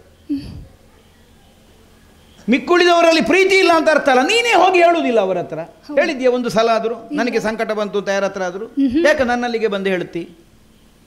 ಅಲ್ಲ, ಲೋಕದವರು ಕಾವ್ಯಾತ್ಮಕವಾಗಿ ಬೇರೆ ಉತ್ತರ ಹೇಳಿ ಅವರು ನಾಳೆ ಹೇಳಿದರೆ, ಅವಳು ಬೆಂಕಿಯಲ್ಲಿ ಹುಟ್ಟಿದವಳು, ಇವ ವಾಯುವಿನ ಸುಕುಮಾರ, ಆದ್ದರಿಂದ ಒಳ್ಳೆ ಸಂಬಂಧ ಉಂಟು ಅಂತ. ಆ ಬೆಂಕಿ ಉರಿಬೇಕಿದ್ರೆ ಗಾಳಿ ಬೀಸಬೇಕಾಗ್ತದೆ ಅಂತ, ಬೆಂಕಿ ಹೆಚ್ಚು ಉರಿಯುತ್ತದೆ ಅಂತ. ಅದು ಮತ್ತೆ ಅವರು ಕಂಡುಕೊಳ್ಳುವುದು, ಅದು ಅವರ ಚಮತ್ಕೃತಿ. ನೀನು ಪ್ರತಿ ಸಲವೂ ನನ್ನಲ್ಲಿಗೆಲ್ಲೋ ಬರುವುದು. ನೋಡುವ, ನಾನು ಹೇಳಬಾರ್ದು ಅಶುಭದ ವಾಕ್ಯ. 5 ಅಂತಲ್ವ ಇದ್ದದ್ದು? 5 ಅಲ್ವಾ? 4 ಅಂತ ಮಾಡು. ಎಂಥದ್ದನ್ನು ಅಲ್ಲ, ಮಾಡುವುದೆಂಥದ್ದನ್ನು ಅಂತ ಇಂದಿನಿಂದ ಹೊಸ ಲೆಕ್ಕ. 4 ಸಾಕು. ನಿಜವಾಗಿ ಅದು 5 ಅಂದರೆ ಅದು ಲೆಕ್ಕಕ್ಕೆ ಸಿಕ್ಕುವುದಿಲ್ಲ, ಒಂದು ಹೆಚ್ಚೇ ಅದು, ಹೊರಗೆ ಅದು ತಪ್ಪಿದೆ. ಅದು ಕೆಲವು ಸಲ ನಮಗೆ ಗೊತ್ತಿಲ್ಲದೆ ಪ್ರಮಾದ ಆಗಿ ಹೋಗ್ತದೆ, ಮತ್ತು ಗೊತ್ತಾದ ಮೇಲೆ ಆದರೂ ತಿದ್ದಿಕೊಳ್ಬೇಕು. ಅದು 5 ಮಂದಿ ಗಂಡಂದಿರುತ್ತ ಪ್ರಮಾದ, ಅದು ನಿನಗೆ ಅಪರಾಧ ಅಲ್ಲ, ಪ್ರಮಾದ. ಇನ್ನು ಅದನ್ನು ಬದಲಿಸುವ. 4 ಸಾಕು. ಎಲ್ಲವೂ 4 ನೋಡಿ ಈ ಲೋಕದಲ್ಲಿ. ಧರ್ಮ, ಅರ್ಥ, ಕಾಮ, ಮೋಕ್ಷ. 5ನೇದಿಲ್ಲ, 4 ಇರೋದು ಅಲ್ವಾ? ಹಾಗಾಗಿ 4 ಆಗಬೇಕಾದದ್ದು, ಅದಕ್ಕಿಂತ ಹೆಚ್ಚು ಬೇಡ. ಇಂದಿನಾರಭ್ಯ ಪತಿಗಳು 4 ಭಾವಿಸು ನೀನು. ಈಗ ನಾನು ಗಂಡ ಆದ್ರಲ್ಲೋ ಕಷ್ಟ ನಿನ್ನನ್ನು ಪರಿಹಾರ ಮಾಡಬೇಕಾಗುವುದು. ನಾನು ಗಂಡ ಆಗಿರುವುದಕ್ಕಲ್ಲೋ ನೀನು ನನ್ನಲ್ಲಿ ಬಂದು ಕಷ್ಟವನ್ನು ಹೇಳಿಕೊಳ್ಳುತ್ತಿರುವುದು. ನಿನ್ನ ಕಷ್ಟವನ್ನು ಪರಿಹಾರ ಮಾಡಲಿಕ್ಕೆ ನನಗಾಗುವುದಿಲ್ಲ. ಯಾಕಾಗುವುದಿಲ್ಲ? ನನಗೊಂದು ಪ್ರತಿಬಂಧಕ ಉಂಟು, ನನಗೊಂದು ತಡೆ ಉಂಟು, ಮುಂದೆ ಹೋಗಲಿಕ್ಕೆ ಆಗುವುದಿಲ್ಲ.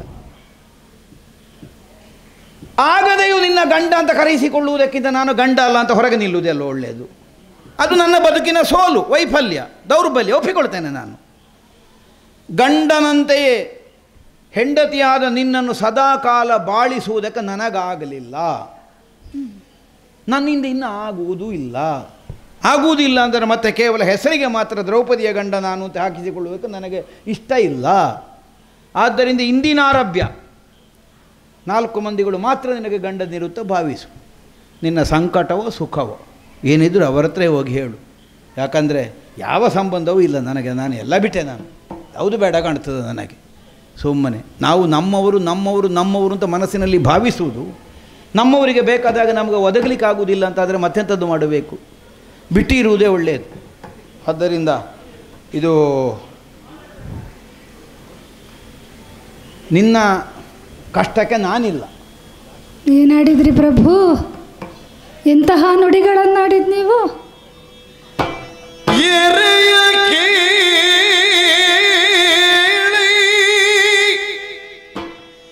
ಎನ್ನ ಮರಣವು ಹರುಜವಾಗಿದೆ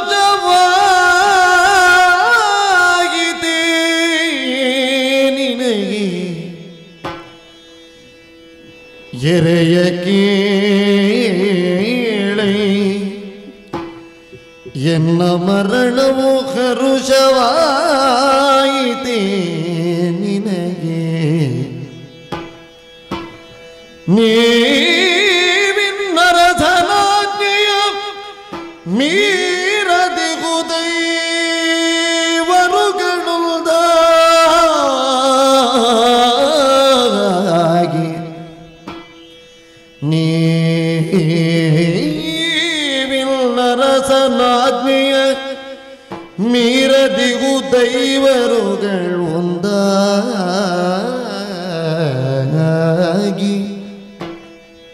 ಹರ ಹರ ತಾನೇಕಿ ನಿಮ್ಮಯ ತರುಣಿಯಾದೆನೋ.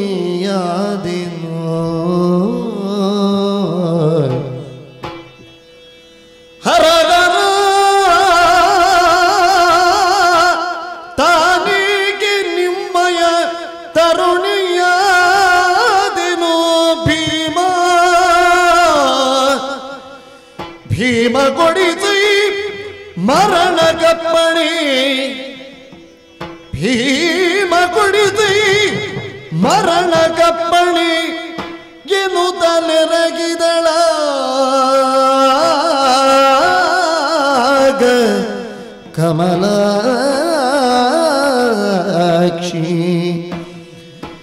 ಎರೆಯ ಕೇಳಿ ಎನ್ನ ಮರಣವು ಹರುಷವಾಗಿದೆ ನಿನಗೆ. ನೀ ಭಿನ್ನರಸನಾಜ್ಞೆಯ ಮೀರದಿಗು ದೈವರುಗಳುದಾಗಿ ಹರ ಹರ ತಾನೇಕೆ ನಿಮ್ಮಯ ತರುಣಿಯಾದೆನು. ಭೀಮ ಕೊಡಿಸೈ ಮರಣ ಕಪ್ಪಣೆಯನು ತಲೆರಗಿದಳಾಗ ಕಮಲಾಕ್ಷಿ. ಎರೆಯ ಕೇಳಿ ಹರ ಹರ ಹರ ಹರ ಹರ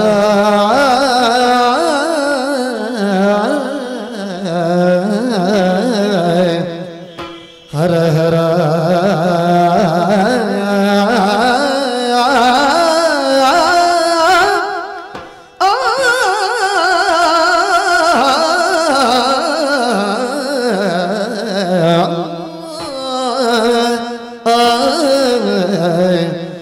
ಹರ ಹರ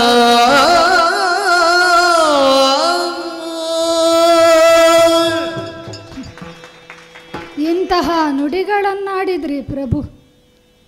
ಇಂದಿನಾರಭ್ಯ ನಾನು ನಿನ್ನ ಗಂಡನಲ್ಲ. ಪ್ರಭು, ಯಾರ ಕುರಿತಾಗಿ ಅತೀವವಾದ ಪ್ರೀತಿಯನ್ನಿರಿಸಿಕೊಂಡಿರ್ತೇವೋ ಅವ ಹರಿತವಾದ ಕತ್ತಿಯಿಂದ ಅವಳನ್ನು ಕೊಲ್ಲಬೇಕು ಅಂತಿಲ್ಲ.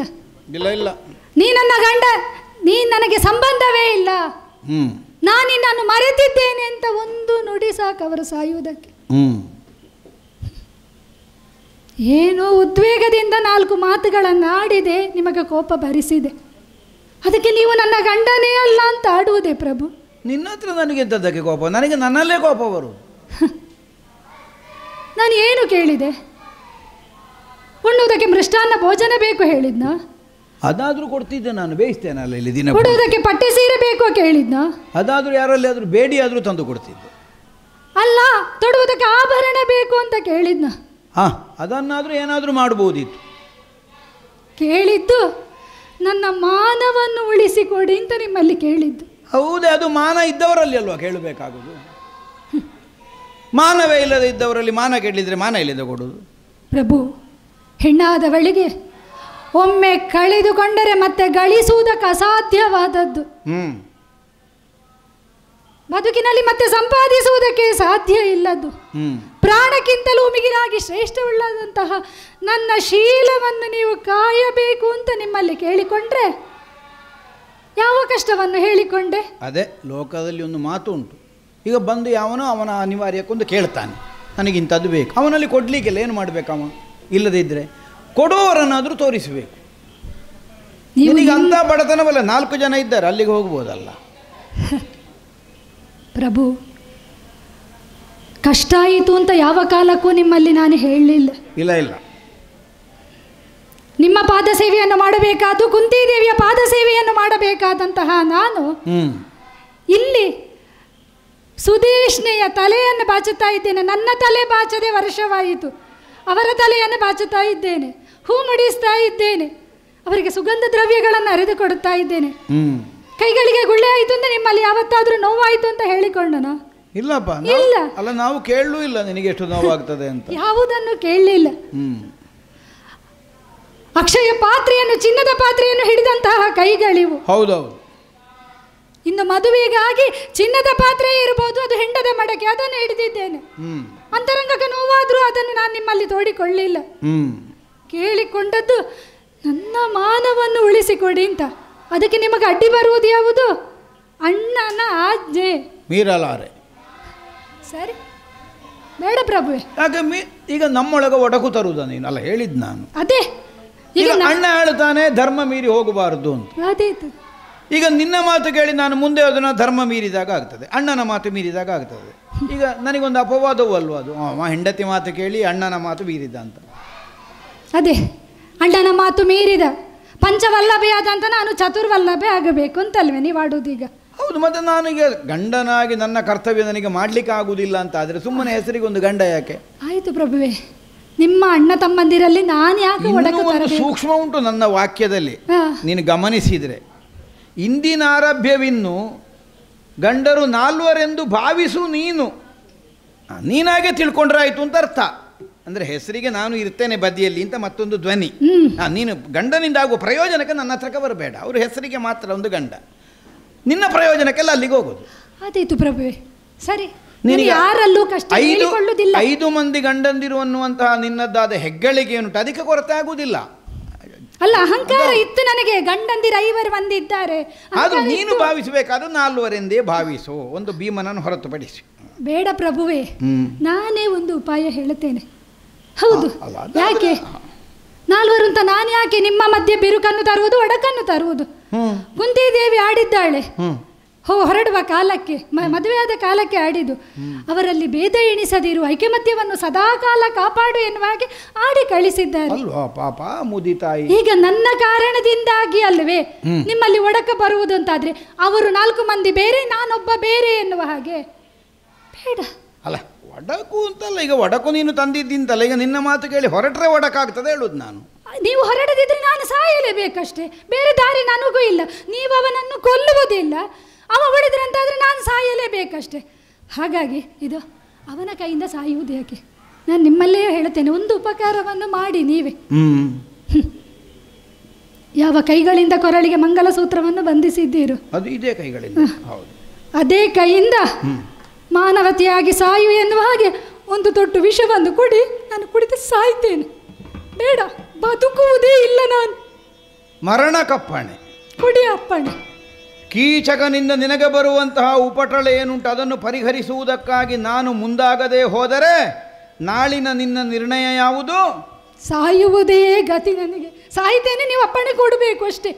ಇದು ನನ್ನ ಕೆಲಸ ಮಾಡಲಿಕ್ಕೆ ಬೇಕಾಗಿ ಹೇಳುವುದಲ್ಲ. ಖಂಡಿತ ಅಲ್ಲ, ಸಾಯುವುದೇ. ನೀವು ಅಪ್ಪಣೆ ಕೊಡಬೇಕು, ಪತಿಯಾಗಿ ನೀವು ಗಂಡನಾಗಿ ಆಡಬೇಕು. ಈ ಕ್ಷಣವೇ ನಿಮ್ಮ ಗಂಡ ಮುಂಭಾಗದಲ್ಲಿ ನಾನು ಸಾಯ್ತೇನೆ. ಇದೇ ನಿರ್ಣಯ? ಸತ್ಯವೇ, ನಿರ್ಣಯವೇ, ಇದೇ ನಿರ್ಧಾರ. ಹೌದು.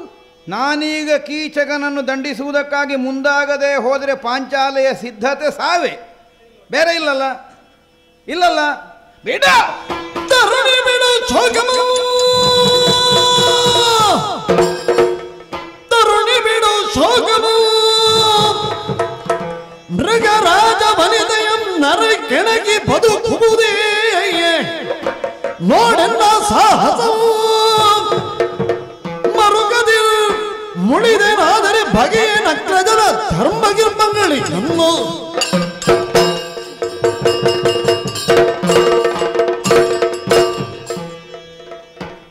ಏಳೆ ಮೇಲೇಳು.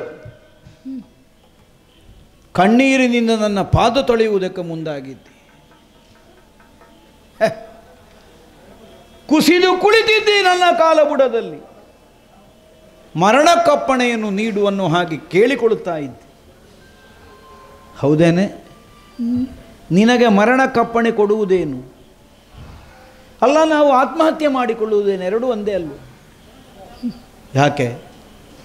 ಧರ್ಮದಿಂದಲಾಗಲಿ, ಅರ್ಥದಿಂದಲಾಗಲಿ, ಕಾಮದಿಂದಲಾಗಲಿ ನಿನ್ನನ್ನು ಅತಿಕ್ರಮಿಸಿ ನಮ್ಮ ವ್ಯವಹಾರ ಇಲ್ಲ. ಈ ನಿರ್ಣಯದಿಂದ ಅಗ್ನಿಸಾಕ್ಷಿಯಾಗಿ ಕೈ ಹಿಡಿದವರು ನಾವು, ಅದನ್ನು ನಾವು ಮರೆಯುವುದಕ್ಕಿಲ್ಲ. ನೀನೀಗ ಬಂದು ಯಾಚಿಸುತ್ತಿರುವುದು ಯಾವುದಕ್ಕಾಗಿ? ನಿನ್ನ ಸತೀ ಧರ್ಮವನ್ನು ಉಳಿಸಿಕೊಳ್ಳುವುದಕ್ಕಾಗಿ. ಕಂಡವರಿಗೆ ತಮ್ಮ ಮೈಯನ್ನು ಮಾರಿ ಬದುಕುವಂತಹ ಮಂದಿಗಳು ಇದ್ದಾರೆ ಈ ಪ್ರಪಂಚದಲ್ಲಿ. ಆದರೆ ಹೆಣ್ಣು ಹೆಣ್ಣಾಗಿ ಗುರುತಿಸಲ್ಪಡುವುದು ಯಾವಾಗ?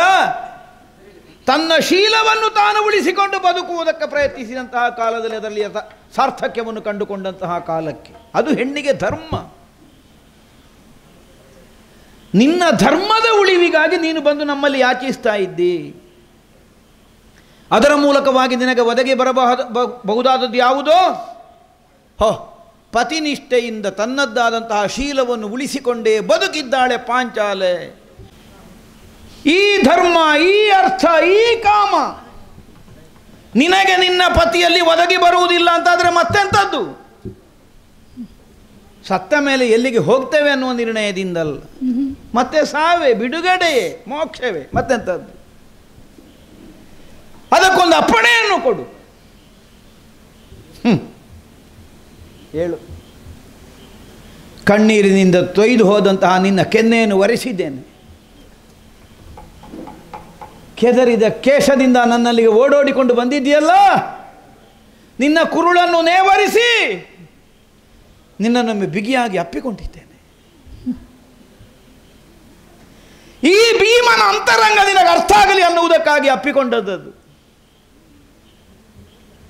ನಿನ್ನ ಕಷ್ಟಕ್ಕೆ ಕರಗದೇ ಇದ್ದ ಕಾಠಿಣ್ಯ ಉಂಟು ನನ್ನ ಹೃದಯದಲ್ಲಿ ಅಂತ ಅರ್ಥ ಅಲ್ಲ.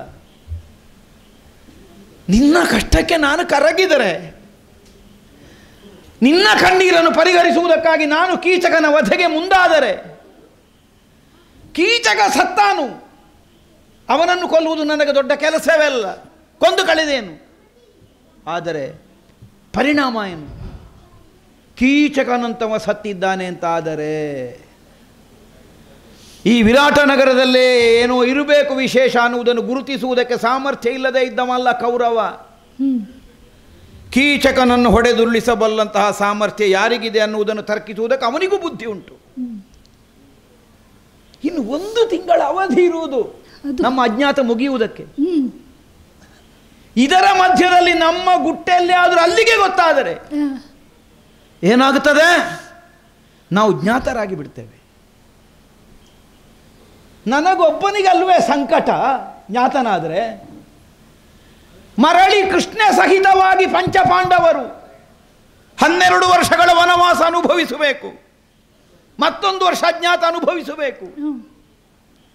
ಈ 12 ಉತ್ತರಿಸಲಿಕ್ಕೆ ನಮಗೆ ಸಾಕಾಗಿ ಹೋಗಿದೆ. ಮತ್ತೆ ನಿನ್ನನ್ನು ವನವಾಸಕ್ಕೆ ತರಬೇಕು ಹೇಳ್ಕೊಂಡು. ಮತ್ತೆ ಪಾಂಡವರು ಕಾಡಿನಲ್ಲಿ ಬದುಕಬೇಕಾ? ಆದ್ದರಿಂದ ಬೇಡ, ಅತಿಕ್ರಮಿಸಕೂಡದು. 1 ತಿಂಗಳು ಹೇಗಾದರೂ ಸಹಿಸಿಕೊಳ್ಳೋಣ. ಹೀಗೆ ಹೇಳಿದರೆ ಮರಣ ಕಪ್ಪಣೆ ಕೊಡು. ನನ್ನ ಮುಂಭಾಗದಲ್ಲಿ ಯಾಚಿಸ್ತಾ ಇದ್ದು, ಇಂದು ಕೀಚಕನ ವಧೆಗಾಗಿ ನಾನು ಮನಸ್ಸು ಮಾಡದೆ ಹೋದರೆ ನೀನು ನಾಳೆಗೆ ಸಾಹಿತಿ. ಕೀಚಕನ ವಧೆಗೆ ನಾನು ಮನಸ್ಸು ಮಾಡಿದರೆ ವನವಾಸ ಬಂದೀತು, ಮತ್ತು ಅಜ್ಞಾತ ಬಂದೀತು. ಆದರೂ ನಿನ್ನ ಸಾವಲ್ಲ, ಸಾವಿನಂತಹ ಬದುಕು ಮಾತ್ರ. ಒಳ್ಳೆಯದು, ಹೆದರಬೇಡ, ಕಣ್ಣೀರಿಳಿಸಬೇಡ. ಎಷ್ಟು ಕಣ್ಣೀರು ಹಾಕುತ್ತೀಯೇ? ಎಷ್ಟು ಹಾಕುತ್ತಿ ಕಣ್ಣೀರು? ನಿನ್ನ ಹೃದಯವನ್ನು ಅರ್ಥ ಮಾಡಬೇಕಾದ್ರೆ ಕಣ್ಣೀರು ಬೇಡ ಭೀಮನಿಗೆ. ನೀನು ಮಾತಿನಿಂದ ಪ್ರಕಟಿಸಬೇಕಾದದ್ದಿಲ್ಲ ನಿನ್ನ ನೋವನ್ನು. ತಾಯ ಗರ್ಭದಿಂದ ಹೊರಗೆ ಬಂದ ಮಗುವಿಗೂ ಸೌಭಾಗ್ಯ ಇರ್ತದೆ ಈ ಪ್ರಪಂಚದಲ್ಲಿ. ಶುಕ್ಲ ಶೋಣಿತದ ಸಂಬಂಧವೇ ಇಲ್ಲದೆ ಕೇವಲ ವೇದ ಮಂತ್ರದ ಹಿನ್ನೆಲೆಯಲ್ಲಿ ಅಗ್ನಿ ಸಂಭವೆಯಾಗಿ ಪ್ರಪಂಚದಲ್ಲಿ ಕಾಣಿಸಿಕೊಂಡ ಸೌಭಾಗ್ಯವತಿ ಕೃಷ್ಣೆ ಪಾಂಚಾಲೆ. ಅಂತಹ ನಿನಗೆ ಏನಿರಬೇಡ ಅರ್ಹತೆ,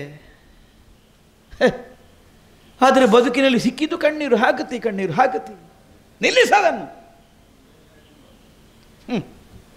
ಯಾವ ಆಪತ್ತು ಬಂದೀತು, ಏನಾದೀತು, ತಾನು ಮಾಡಿದ್ದು ನಡೆಯುತ್ತದೆ ಅನ್ನುವಂತಹ ಮನೋಭಾವದಿಂದ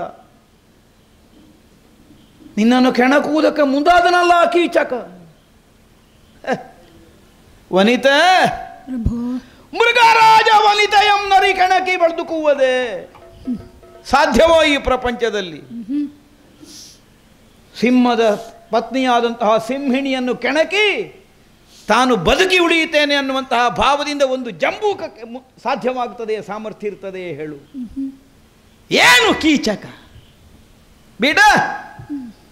ಅಣ್ಣನಾಜ್ಞೆ ಅನ್ನುವ ಒಂದು ಕಾರಣಕ್ಕಾಗಿ ಸಹಿಸಿದನೇ ಹೊರತು ಇಲ್ಲದಿದ್ದರೆ ಅವನ ಹೆಣ ಬಿದ್ದು ಅರ್ಧ ದಿವಸ ಆಗುತ್ತಿತ್ತು. ಈಗ ಕೀಚಕನದ್ದು ಆ ಸ್ಥಾನದಲ್ಲೇ ಮುಗಿಸಿ ಬಿಡ್ತಿದ್ದೆ ಅವನನ್ನು. ಯಾಕೆ ಮುಗಿಸಿ ಬಿಡಲಿಲ್ಲ? ಅಣ್ಣನಿಗಾಗಲಿಲ್ಲ. ಧರ್ಮ ಮೀರಬೇಡ. ಯಾವುದು ಧರ್ಮ? ಒಂದು, ನಾವು ಒಪ್ಪಿಕೊಂಡ ವನವಾಸ ಅಜ್ಞಾತವಾಸವನ್ನು ಆಚರಿಸುವುದೇ ನಮಗೆ ಧರ್ಮ. ಹಾಗಾಗಿ ಅದಕ್ಕೆ ತೊಂದರೆ ಆಗುವಾಗ ಮಾಡಬೇಡ. ಇನ್ನೊಂದು, ವರುಷ ಕಾಲ ನಮಗೆ ಆಶ್ರಯವಿತ್ತು ಅನ್ನ ಕೊಟ್ಟವನು ವಿರಾಟ. ಈ ಕೀಚಕನ ಭುಜದ ಮೇಲೆ ಸ್ಥಾಪಿತವಾಗಿದೆ ಮತ್ಸ್ಯದೇಶ ಅನ್ನುವುದು. ಅವನೊಬ್ಬನಲ್ಲದೆ ಹೋದರೆ ಈ ವಿರಾಟನಿಗೆ ವ್ಯವಸ್ಥಿತವಾಗಿ ಬದುಕಲಿಕ್ಕೆ ಸಾಧ್ಯ ಇಲ್ಲ ಇಲ್ಲಿ. ಆದ್ದರಿಂದ ಅನ್ನ ಕೊಟ್ಟ ಆಶ್ರಯದಾತಾರನಿಗೆ ಅಪಾಯವಾಗಬಹುದಾದ ನಾಳೆ ಭವಿಷ್ಯತ್ತಿಗೆ ತೊಂದರೆ ಆಗುವ ಕೆಲಸ ಮಾಡಬೇಡದು, ಧರ್ಮ ಮೀರಿದ ಕೆಲಸ ಆಗುತ್ತದೆ. ಹೀಗೆ ಅಣ್ಣ ಎಚ್ಚರಿಸಿದಂತಹ ಕಾಲಕ್ಕೆ ಸುಮ್ಮನೆ ಉಳಿಯಬೇಕಾಗಿ ಬಂತು. ಆದರೆ ಒಂದು ಧರ್ಮವನ್ನು ಆಚರಿಸುವಲ್ಲಿ ಮತ್ತೊಂದು ಧರ್ಮಕ್ಕೆ ಅದು ಪ್ರತಿಬಂಧಕವಾಗಿ ಪರಿಣಮಿಸ್ತದೆ ಅಂತಾದರೆ ಯಾವ ಧರ್ಮವನ್ನು ಆಚರಿಸಬೇಕಾದದ್ದು ಅನ್ನುವುದನ್ನು ಬುದ್ಧಿಯಿಂದ ತೀರ್ಮಾನಿಸಬೇಕಾಗುತ್ತದೆ. ಯಾವುದು ಪ್ರಧಾನವಾದ ಧರ್ಮ? ಅನ್ನ ಬಿತ್ತವನಿಗಿದ್ರು ಮಾಡಬಾರದು, ಒಪ್ಪಿಕೊಂಡಂತಹ ಸತ್ಯವನ್ನು ಮೀರಬಾರದು. ಒಪ್ಪಿಕೊಂಡ ಸತ್ಯ ಮೀರಬಾರದು ಅಂತಾದರೆ ಎಲ್ಲವೂ ಒಪ್ಪಿಕೊಂಡ ಸತ್ಯ ಮೀರಬಾರದಲ್ಲ. ಅಗ್ನಿ ಸಾಕ್ಷಿಯಾಗಿ ನಿನ್ನ ಕೈ ಹಿಡಿಯುವಾಗ ನಾವು ಮಾಡಿದ ನಿರ್ಣಯ ಅಂತದ್ದು. ಧರ್ಮದಿಂದಲಾಗಲಿ, ಅರ್ಥದಿಂದಲಾಗಲಿ, ಕಾಮದಿಂದಲಾಗಲಿ ನಿನ್ನನ್ನು ಅತಿಕ್ರಮಿಸುವುದಿಲ್ಲ. ನಿನ್ನನ್ನು ಸದಾ ಸರ್ವದಾ ಸಂರಕ್ಷಿಸಬೇಕಾದ ಹೊಣೆ ಯಾರಿಗೆ? ಗಂಡಂದಿರಾದ ನಮಗೆ. ಸುಯೋಧನ ಕಪಟದ್ಯೂತದಲ್ಲಿ ಸೋಲಿಸುವ ಕಾಲಕ್ಕೆ ಇರಿಸಿದಂತಹ ಪಂಥವನ್ನೋ ಪಣವನ್ನೋ ಅನುಸರಿಸಬೇಕಾದದ್ದು ಸತ್ಯವಚನ ಪಾಲನೆ ಹುದಾದರೆ ಅದಕ್ಕಿಂತ ಪ್ರಾಧಾನ್ಯ ಇದಕ್ಕೆ ಕಲ್ಪಿಸಬೇಡುವ. ಹಾಗಿದ್ರೆ ಅದು ಆಚರಿಸಬೇಕಾದದ್ದು ಇದು. ಅದಕ್ಕೆ ಪ್ರತಿಬಂಧಕ ಬಂದರೂ ಅದೀತು. ಇದಾಗಕೂಡದು. ಯಾಕೆ? ಇದು ಗಂಡಾಗಿ ಮಾಡಬೇಕಾದ ಕರ್ತವ್ಯ, ಅದು ಪಾಂಡವರಾದದ್ದಕ್ಕೆ ಮಾಡಬೇಕಾದ ಕರ್ತವ್ಯ. ಪಾಂಡವರಾದರೂ ಒಬ್ಬ ಪುರುಷ ಇದ್ದಾನೆ ಇಲ್ಲಿ. ಪುರುಷನಾಗಿ ತನ್ನ ಸತಿಗೆ ಬಂದ ಸಂಕಟದಿಂದ ಪಾರು ಮಾಡಬೇಕಾದದ್ದು ಪ್ರಧಾನ ಕರ್ತವ್ಯವಾಗುತ್ತದೆ. ಆಮೇಲೆ ಸಮಷ್ಟಿಯಿಂದ ಪಾಂಡವರ ಕರ್ತವ್ಯ. ಆದ್ದರಿಂದಲೇ ಅಣ್ಣನ ಆಜ್ಞೆಯ ಮೀರಿದ್ದೆ. ನನಗಿನ್ನು ಲೆಕ್ಕಕ್ಕಿಲ್ಲ ಅದು ಮೀರಿಯೇನು. ಯಾವನು ನಿನ್ನ ಕುರಿತು ಕೆಟ್ಟ ದೃಷ್ಟಿಯಿಂದ ಕಾಮುಕತನವನ್ನು ವ್ಯವಹರಿಸಿದನೋ ಅಂತಹ ಕೀಚಕನನ್ನು ಕೊಂದು ಮುಗಿಸ್ತೇನೆ.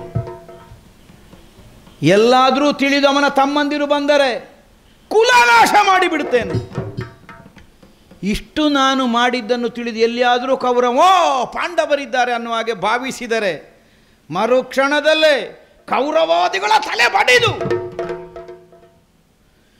ನಮಗೆ ಸಿಗಬೇಕಾದಂತಹ ಭೂಮಿ ಏನಿದೆ ಅದನ್ನು ನಾವು ಸಂಪಾದಿಸಿ ರಾಜಸೂಯಾವ ವೃತವನ್ನು ಪೂರೈಸಿದಂತಹ ಮಹಾಸಮ್ರಾಟನೊಬ್ಬ ಈ ಪ್ರಪಂಚದಲ್ಲಿ ಬದುಕಬೇಕಾದಂತಹ ಯೋಗ ಭಾಗ್ಯಗಳಿಗೆ ಕೊರತೆ ಇಲ್ಲದಂತೆ ಅಣ್ಣನಾದಂತಹ ಯುಧಿಷ್ಠಿರ ಪ್ರಭು ಆಳುವ ಅವಕಾಶವನ್ನು ಒದಗಿಸಿಕೊಡ್ತೇನೆ. ಹೆದರಬೇಡ, ಅಷ್ಟು ಮಾಡ್ತೇನೆ.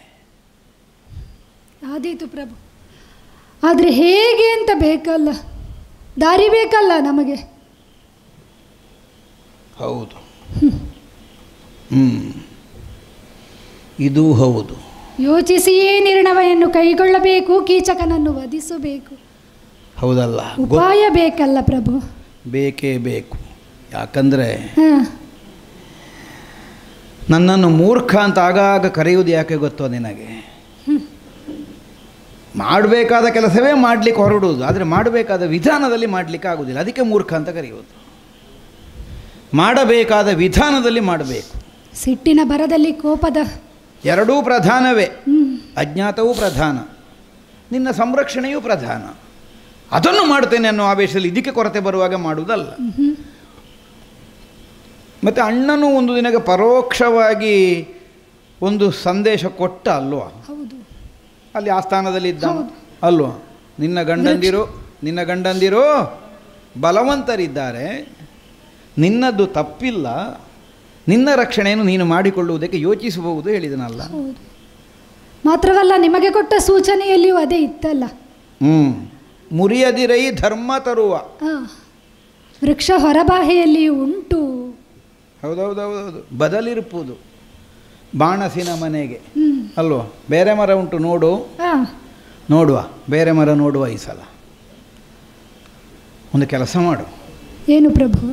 ಎಲ್ಲರಿಗೂ ಗೊತ್ತಾಗೋದು ಬೇಡ ಕೀಚಕ ವಧೆ. ಅಲ್ಲ, ಸತ್ತ ಮೇಲೆ ಗೊತ್ತಾಗ್ತದೆ.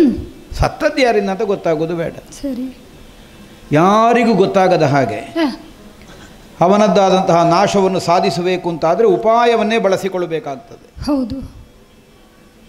ನೀನೊಮ್ಮೆ ಕೀಚಕನಲ್ಲಿಗೆ ಹೋಗಬೇಕು. ಹೌದೌದು.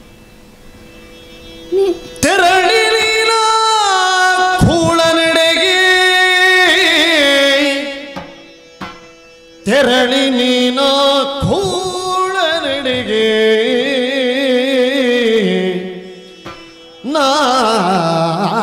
ನಾಟಕದ ಮಂದಿರಕ್ಕೆ ಬಾರೆಂದು ಸೂಚನೆಯ ಪೇದಡೆ.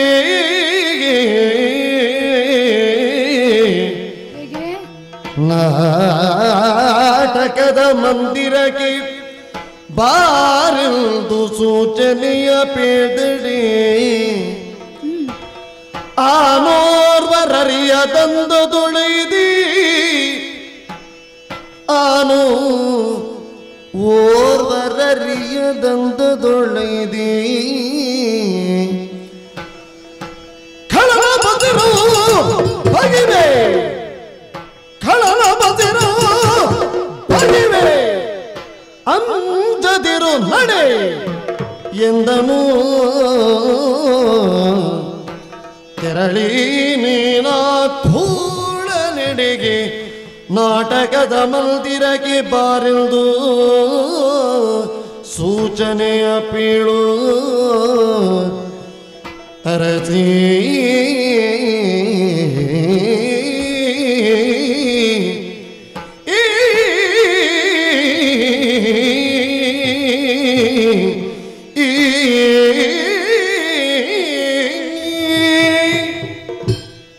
ಅರಸಿ, ಅರಸ, ಉಪಾಯದಿಂದಲೇ ಕೆಲಸವನ್ನು ಸಂಪಾದಿಸಿಕೊಳ್ಳಬೇಕು, ಸಾಧಿಸಬೇಕು. ಹೌದು. ಒಮ್ಮೆ ಕೀಚಕನಲ್ಲಿಗೆ ಹೋಗು. ಹೌದೌದು, ಆತಂಕಿತಲಾಗಬೇಡ. ನಿನ್ನ ಮೈಯ ಎಚ್ಚರದಲ್ಲಿ ಹೋಗಷ್ಟೇ ಇರುವುದು. ಹೋಗಿ ಯಾಕೆ ಅಂತ ಬೇಕಲ್ಲ. ಅವನನ್ನು ಹೌದಲ್ಲ, ಇವತ್ತೇಗೂ ಚತುರ್ದಶಿ, ನಾಳೆ ಅಮಾವಾಸ್ಯೆ. ಅದೇ ಒಳ್ಳೆಯದು. ಈ ಅಮಾವಾಸ್ಯೆಗೆ ಕ್ಷುದ್ರ ಪೀಡೆಯನ್ನು ತೊಲಗಿಸಿ ಬಿಡುವ ಅತ್ಲಾಗಿ ಆ ಅಮಾವಾಸ್ಯೆಯ ಕಾರ್ಗತ್ತಲಲ್ಲಿ ಊರ ಹೊರಗಿರುವಂತಹ ಸ್ಮಶಾನದ ಬಳಿಯಲ್ಲಿರುವ ನಾಟ್ಯ ಮಂದಿರಕ್ಕೆ ಬರಲಿಕ್ಕೆ ಹೇಳು. ಯಾಕೋ ನಾಟ್ಯ ಮಂದಿರಕ್ಕೆ? ಅದು ಸ್ಮಶಾನದ ಬಳಿ. ಯಾಕಂದರೆ ಅದು ಸ್ಮಶಾನ ಆದ್ದರಿಂದ ರಾತ್ರಿ ಜನಸಂಚಾರ ಇರುವುದಿಲ್ಲ, ಅಲ್ಲಿ ಬೇರೆ ಯಾರು ಬರುವುದಿಲ್ಲ. ಹೆದರಿಕೆ ಇರ್ತದೆ ಜನರಿಗೆ ಮಸಣದ ಬಳಿಗೆ ರಾತ್ರಿ ಹೋಗಲಿಕ್ಕೆ. ಸಾಲದ್ದಕ್ಕೆ ಅಮಾವಾಸ್ಯೆ ಆದ್ದರಿಂದ ಎಂಟದೇ ಇದ್ದವರು ಮಾತ್ರ ಹೋಗ್ತಾರೆ. ಅವ ಬಂದಾನು, ಯಾಕೆ ಬಂದಾನು? ಧೈರ್ಯ ಉಂಟು ಅಂತ ಮಾತ್ರ ಅಲ್ಲ, ನೀನು ಸಿಗುತ್ತಿ ಅಂತಾದರೆ ಸ್ಮಶಾನದಲ್ಲಿ ಮಲಗುಂದ್ರು ಮಲಗ್ಯ ನಾವು ಅಂತ ಪಾಪಿ, ಅಷ್ಟು ಕಾಮುಕ. ಆದ್ದರಿಂದ ನಾಟ್ಯ ಮಂದಿರಕ್ಕೆ ಬಾ ಅಂದರೆ ಅಲ್ಲಿಗೆ ಬಂದೇ ಬರ್ತಾನೆ. ನಾನು ಹೋಗಿ ಹೇಳಬೇಕು.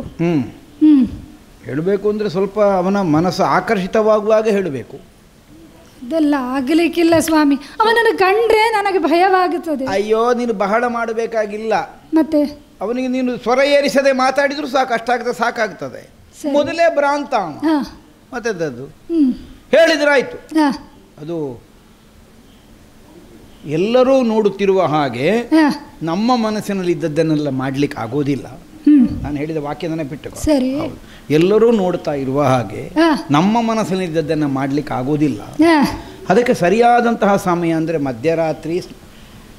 ಹೌದು, ವೇಳೆ. ಆದ್ದರಿಂದ ಯಾರಿಗೂ ಗೊತ್ತಾಗದ ಹಾಗೆ ಹಾ, ಒಬ್ಬನೇ ಸ್ಮಶಾನದ ಬಳಿಯಲ್ಲಿರುವ ನಾಟ್ಯ ಮಂದಿರಕ್ಕೆ ನೀನು ಬಂದರೆ ಬಂದರೆ ನಿನ್ನ ಇಷ್ಟ ಪೂರ್ತಿ ಮುಗಿಯುತ್ತದೆ ಹೇಳು. ಅಲ್ಲ ಅದು ಹೇಳುವ. ಹಾಂ, ಆದೀತು, ಹೇಳುತ್ತೇನೆ. ಅಷ್ಟು ಹೇಳಿ ಬಂದರೆ ಆಯ್ತು. ಬಂದ ಮೇಲೆ ಆಗ ನಾವು ಸುಳ್ಳು ಹೇಳಿದಾಗೂ ಆಗೋದಿಲ್ಲ ಅಲ್ವಾ? ಹೌದು, ನಾಟ್ಯ ಮಂದಿರಕ್ಕೆ ಬರುವುದು ಅವನು. ಅಲ್ಲ, ಅವ ಏನು ಭಾವಿಸ್ತಾನೆ?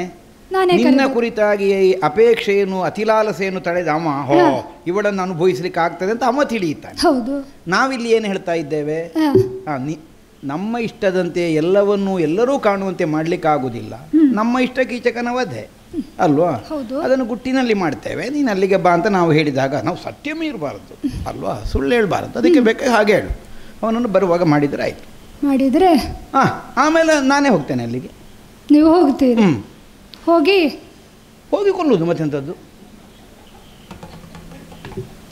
ಹೌದು, ಹೋಗುವುದು. ಹೌದು, ನೀವು ಹೀಗೆ ಹೋಗುವುದು? ಹೀಗಲ್ಲದು ಮತ್ತೆ ಹೇಗೆ ಹೋಗುದು?